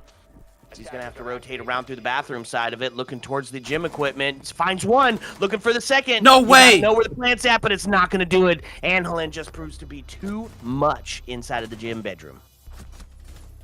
Holy cow, what a roller coaster that particular round was. I know we had said back on map 2 that this was feeling more like a pendulum than a roller coaster, but they're putting in the work this time. Much more back and forth between these two teams. 7 days coming up with a huge attacking win right when they needed to, and we saw Los Retirados have a pretty decent defensive setup. I love the combination of the mute jammers with the castles. We've seen that strat be very effective on Consulate, some of the first floor sites, but to use it on Gym Bedroom was sort of a unique implementation, but 7 days just a little bit better winning, and it was so close. Well, you peeked the wrong side of that gym equipment, and that is a defensive win. 4-3, 7 days, they take it. They're up in the scoreline. On the attack side of it, that feels like a good momentum shifter if you're 7 days. You've been struggling on the attack a little bit. You get that first one early out of the way and done. That's a huge win here for 7 days. Now, here's the big question, the answer back. They're going to run it back. They're going to still bring the Fenrir, still have the Azami on board. I mean, it was a good defensive hold, you're right. Let's see how they capitalize this time. 5 seconds left before insertion. Okay. All right, another Gym Bedroom hold. Want to try and run that one back. So close, man. Some of these rounds between these two teams, there's been some blowouts, but man, there has been some that have come down to the absolute wire. This feels like a very late setup, though, from the Retirados team. I mean, they're like, you know, still having the castle set up. The bathroom wall's not reinforced. We're 20 seconds in, so they're focusing a lot apparently on this CC side. But again, using the Hibana, got to be very careful about where she places those, so that way they don't hit the mute jammer. It has to be very close to the top. Now that they know Los Retirados is using that style of a prevention there for those castles. Hibana starting to get to work there. First minute gone. Taking up some good space here inside of the cache CCTV area. Got the bandits off the board, so main breach is going to get opened up as well. The open sesame strat being the preferred method here, and they're doing really well with it currently. Castle's gone. They're checking all the boxes. This is one of the things that we said 7 days could have a good attacking round for Clubhouse, because this is a map that you specifically have to check all the boxes on, and 7 days does a really incredible job of that. They've done so already within a minute and a half. So now start to put the pressure. They're looking for that first kill. Once they get that, then it's Trade City, and they might start to run away with it here. Yeah, right now, a lot of pressure from all the way around the map. Jacuzzi side, construction side, cache side. They're going to open up one more line of sight using that hard breach, try and put some pressure, clear out the Fenrir here, and there it is. They're going to gain some this CC cache control. They're going to have to work on construction. Mav opening up one of those angles again, but this is they're getting all of the pieces in place for this execute, and it feels like Los Retirados is pushing back a little bit, giving up some space, taking a bit more of a defensive posture, and that could play into the 7 days esports hand. Yeah, potentially, right? And now everything feels like it's coiled like a spring waiting for that collapse. Fenrir gadget goes off. The first kill goes out. Kyne's able to take one off the board. Man advantage into the hands of the defense. Flashes start to ring out as the pressure mounting into the bathroom area. Takes some shots onto the highway. Selma charge is being opened up, but the presence on Jim going to make that impossible. Spotted out by the Bees. Castle in danger. The defense HP is low, but they maintain the man advantage. 18 seconds left. Pressure starting to mount for the attack. They're going to find the equalizer. Vic going to find a kill. Puts us into a 3-3. Plant starting to go down. Prone into the bathroom. Double kill on Falcon. A zombie still there. They take the swing now into a 1-2. He's going to stick to Plant, but he's going to do it in a Fenrir, and he's not going to be able to do anything about it. Rexon taking Vic down again. Hey, why don't we see a little bit of a tie-up here, Whiskey? The back and forth in play, my friend. Wow. We knew that this one was going to be close. We knew that these two teams were going to come down to it. 3 rounds ago, you said this one might go all 15. We are on our way. What a completely different game we've seen here in Map 3 versus Map 1 and 2. Neither team wants to lose this, and they are fighting to the death here for what is the final map in this best of 3. We're in the semifinals here in the LATAM Open Qualifier, trying to find out who is going to earn that NAL spot. That NAL affiliate spot in Pro League for stage 1 and 2. Anybody can do it right now. Down to 4 here, this first open qual, and 7 Days Esports, Los Retirados putting on a show. Clubhouse, man, what a way to end this one. Yeah, no kidding. So, Los Retirados takes it down to the basement. And, oh, interesting. Are they going to leave the right side of church opened up? That's not something I have seen in a very long time. A little bit of leaning into the intel here. Solus and Valkyrie going to be utilized. Solus going to play a pivotal part in that roam game. The spoiler might see them rotate up top, put some of that ghost pressure on 2F, rotate down to the first and try to clear off a couple of picks as they go for those hatches. She's definitely sitting up there currently at the moment. Monty back on the board, though, here for 7 days. A little bit of shield play. Try to force some of these, take up some of that space and force some of these engagements on these roamers. Yeah, it's hard to tell whether or not we're going to see a big roam game here out of the Los Retirados team, or whether or not they were just working on setting up a couple pieces of defensive utility. Sony has made his way into the 2F, but for everybody else, oh, the Solus is also on, holding on to this first floor, but identified by the Brava. She was waiting for this walk-in garage, but identified and deleted. Anhelin continuing to have a great series now, stacking up the kills on map 3 at 10 and 5. 10 and 5, a 2.0 KD, and you take part of that incredible intel off the board. We've seen Solus, the use of Solus lead to kills, finding people on drones, the runouts, determining where that push is coming from. Absolutely huge play to get him off the board first, and he's 8 and 5, right? That's a huge pick. 7 days now can take their time, get some drones in, suss out their next person to take off the board. Nobody going to be isolated, though, as Valkyrie has moved back downstairs, or I mean, Legion has moved back down as stairs as well. Everybody bunkered up, hoping to maybe catch a C4 to equalize here. The important part, too, is that with the Solus going down in Lounge, that gives access for Dokkaebi to be able to grab the defensive cams, right? Use her ability very quickly now, and then it can steal that. Bulletproofs, the Valkyrie cams as well, and then using it to shut off defender access to those cams on top of it with the calls coming out. This from a utility perspective, from an intel perspective, 7 days on the attacking side certainly has an upper hand. Now they still have got to deal through this these Cade claws, and the Habana's going to catch it. Cade there, ready, going to shoot it again. So this is it's a good setup here, a hold from the defensive side. Still working on getting these hatches open, but right now, this Retirados defense slowing it down just enough. A second attempt at getting the Cade Claw off the board so they can open up this hatch. Open up some vertical with soft breaches as well. And do see Vic down onto a low health scenario yet again. See if he was able to grab any of those cameras, those clutch drones. Of course, already being down and dusted. Oh, nope, there it is. Second one, last one being sent in right now. This is why they opened it up, so Azami could just create herself a one-way. This is the devastating impact that Azami has. She can just redefine how a site is. Huge play. Kynes gets taken off the board. Answer back as Raxon. They find one. They drop down to the hatch and now start going for the plant. Habana, huge. She's going to take it. She's going to find it. And this time, the cross that was supposed to be on the main is going to find a kill.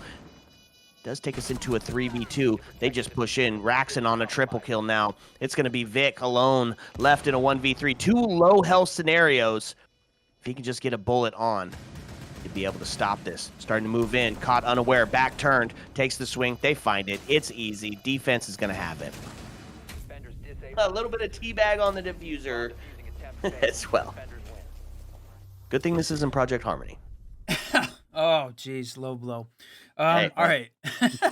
We see the Los Retirados defense go up 1, and it looked like that was going to be, to me, a 7-day esports win. They had a couple key pieces in play, right? The upstairs holding the cross to defend the diffuser down this time rather than it getting killed just before, and they had one guy on main holding the hallway, and all of the defenders were over on the church and blue side.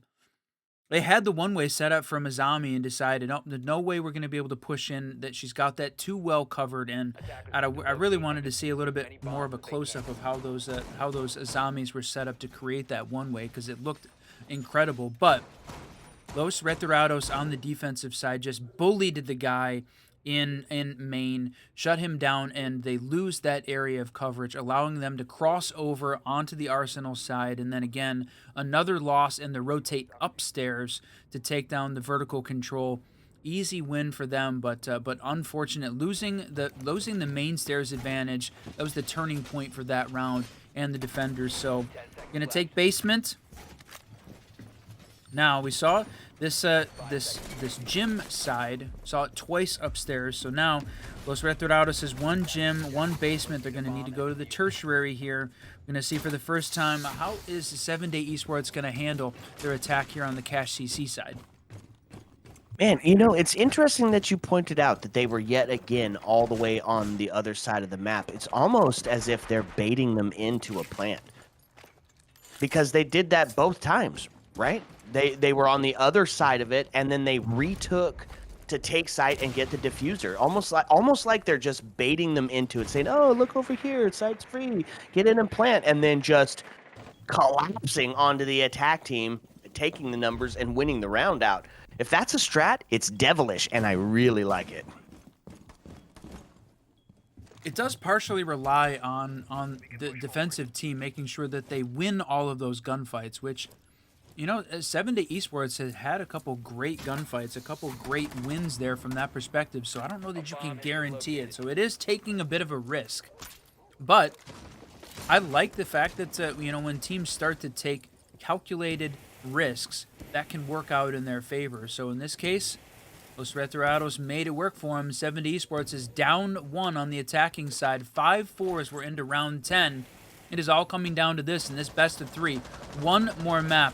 Clubhouse. It's going to be the final place we see these 2 teams do battle today. Look at this.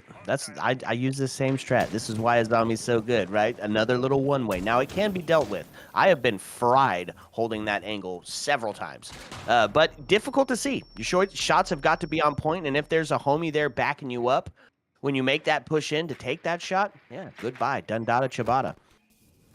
Drone gets taken off as they get a little bit intel. They do see the Malusi is up top. Minute left. This is one of the things that we talked about several times about 7-day, is that they, while checking all of the boxes, they still can find themselves in a really bad position with time at the end of it. Although Claymore does go off, Falcon gets the kill. That was a drone hole Claymore. That's tough. And quite a turnaround here. Anhelin gets taken off the board because Falcon now sitting at that 7-8 when he was previously like 0-4. Selma charges to open up the walls. A little bit of distraction as Monty starts to make his way up. He's not going to be able to take down those Selma he charges wins it! instead. He's going to get pistol popped. Now into a 4-2. 29 seconds left underneath the window. Drone does come in, but he doesn't get sussed out necessarily unless they heard the shot go off. Legion Goo into the foot of Buck, slowing him down. The run across the window still also is not going to see him prone in the position. This could be the play with 14 seconds left. If he can stop the plant before it gets in, what was that? City, Batman. What? No way. Even an LOL in the chat, he knew that he messed that one up, folks. Oh, man. Oh, what Braxton, you're a goated player. Like, legitimately, seriously good at the game. That one was unfortunate, though. What happened to my mouse? It got disconnected, I think, or the keyboard got disconnected. You got to play the game with the keyboard plugged in.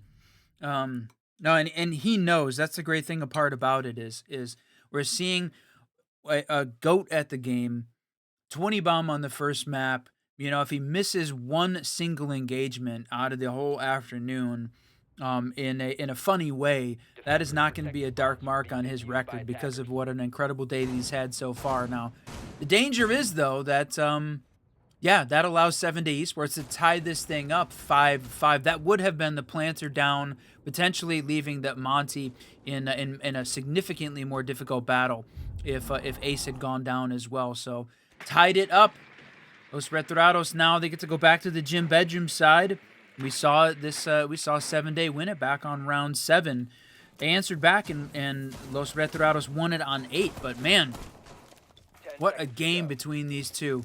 The back and forth, we talked about it. There's no way we're going to tell who is winning this thing to start off with. Even now in round 10, I'm not sure.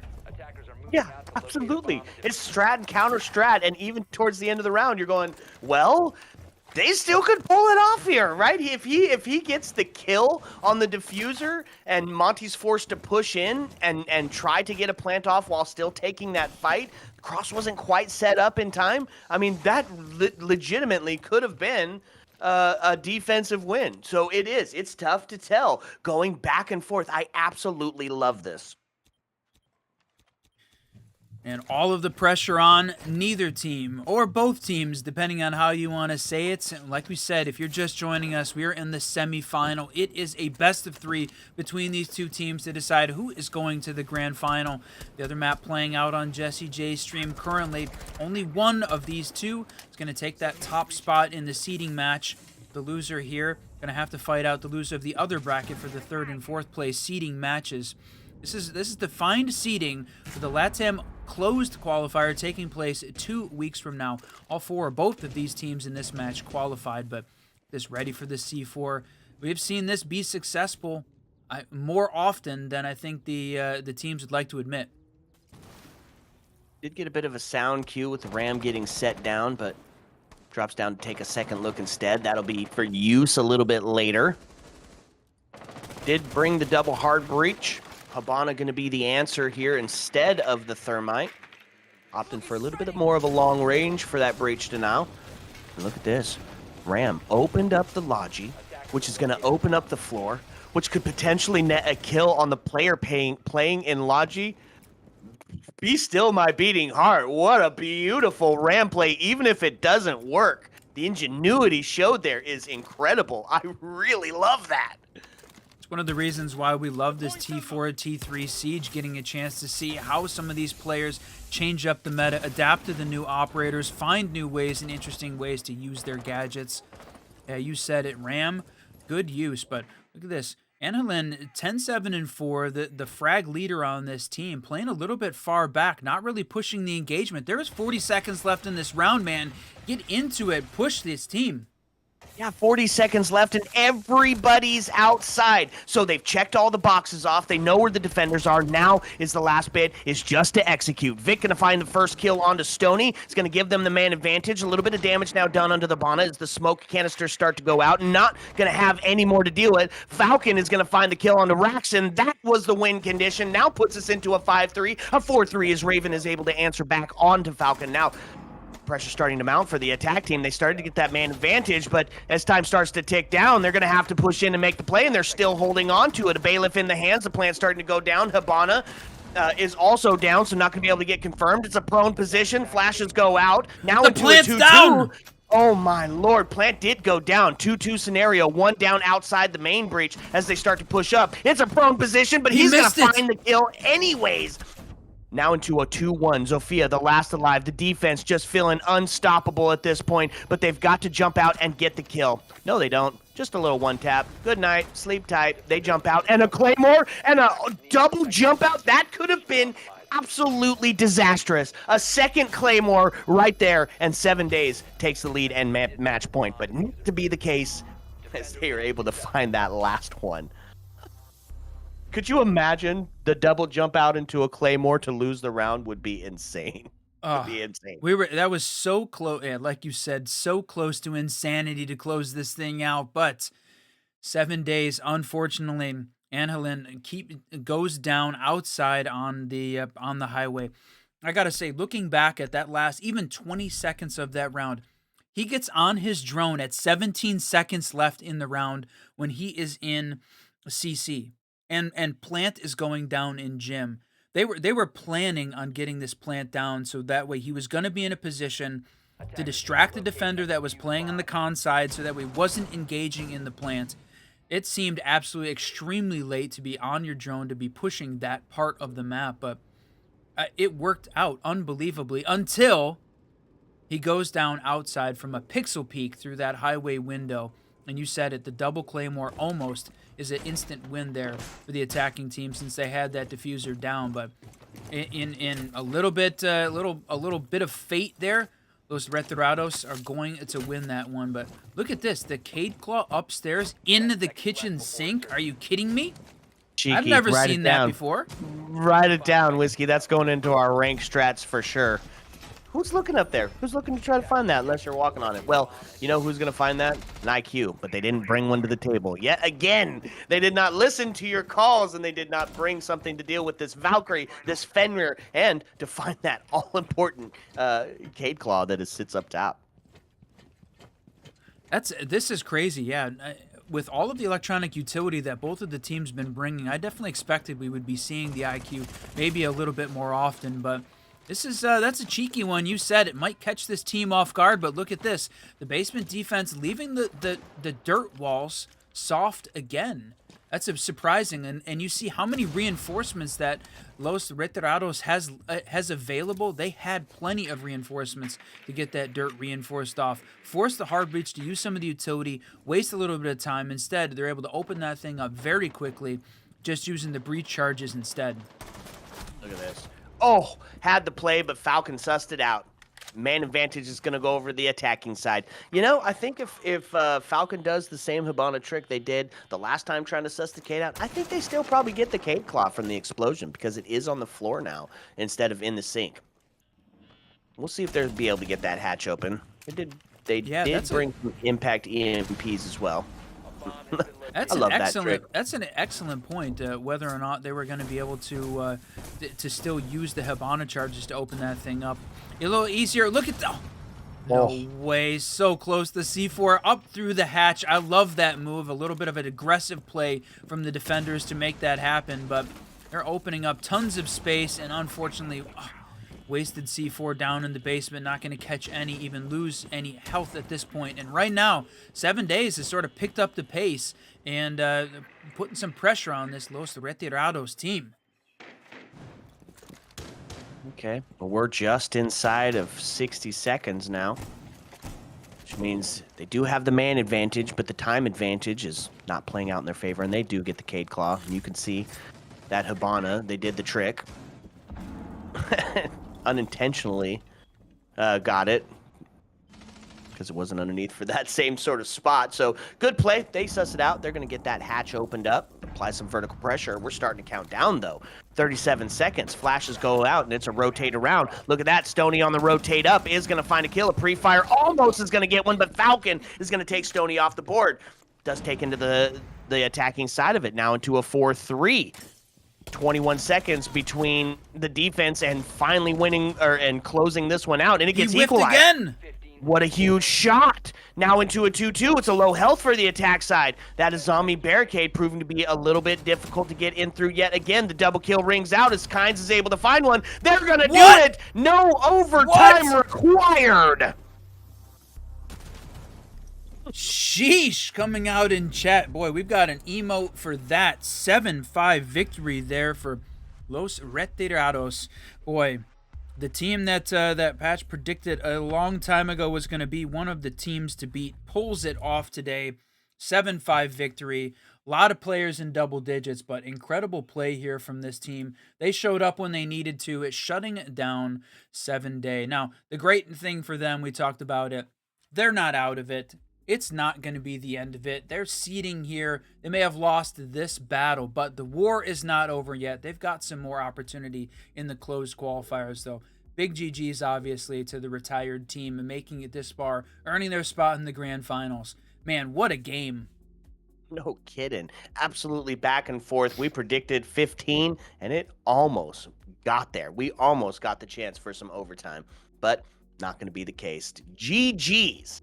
Man, what a game. Okay, well, we're going to figure out what the next step is. Potentially some more Siege coming your way. Maybe, maybe not. Either way, we'll come back and chat about it. So sit back, relax, fill your drinks up to the tippy top, because when we come back, the fun don't stop. Ayo.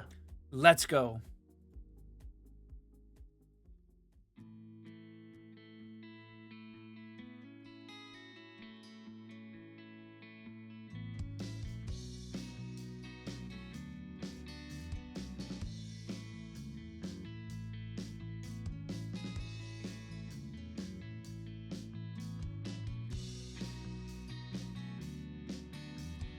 You can be my tag along.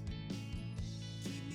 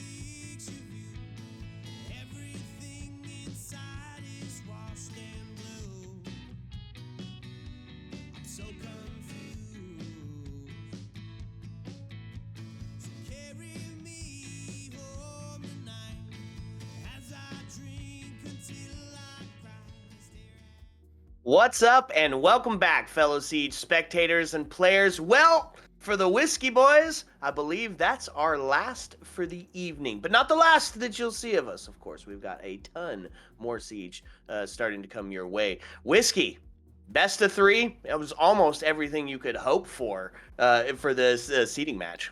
Yeah, we had a fantastic best of three to start this thing out. A great game, and I know Patch said it in the chat. Much closer, maybe, than we were expecting. The best two teams called out at the very beginning made it all the way to the grand final. Jesse is going to cover that game, so we're going to send you over to his stream now. We're going to raid out over there. Next week, though, we're going to start off doing the NAL. I guess this is the NAL as well, but the NAL, not the LATAM North. We're going to do the US and Canada games, and already proving to be, I think, nearly 100 teams have signed up for that. It is going to be a huge bracket, going to be a ton of fun fighting all the way through that. We're going to start that one next weekend as well. Continue to bring you the Challenger Series here on the Siege Double Shot. So these two teams fighting it out for who is going to be first place over on Jesse's stream. So any final thoughts, my friend? Yeah, if we're doing the NAL's version of the NAL, add us on Twitter. You want to be casted? Is your team competing in Challenger Series? Well, you could be up on the Siege Double Shot. Now, we're nobody. We're fun. But if you want to be seen by the Whiskey Boys and talked about, add us on Twitter. Let us know that you're playing in it. What's your team name? How far do you think you're going to make it? Anything can happen. We want to cast your games, so make sure that you get a hold of us and let us know which ones you're going to be at and where it's going to be. Okay, folks, we have reached the dreaded part of the evening where we must, alas, bid you adieu. So as the lights start to dim and the jukebox starts to sing closing time, as always, my friends, you don't have to go home. But you can't stay here. Ayo. Let's go.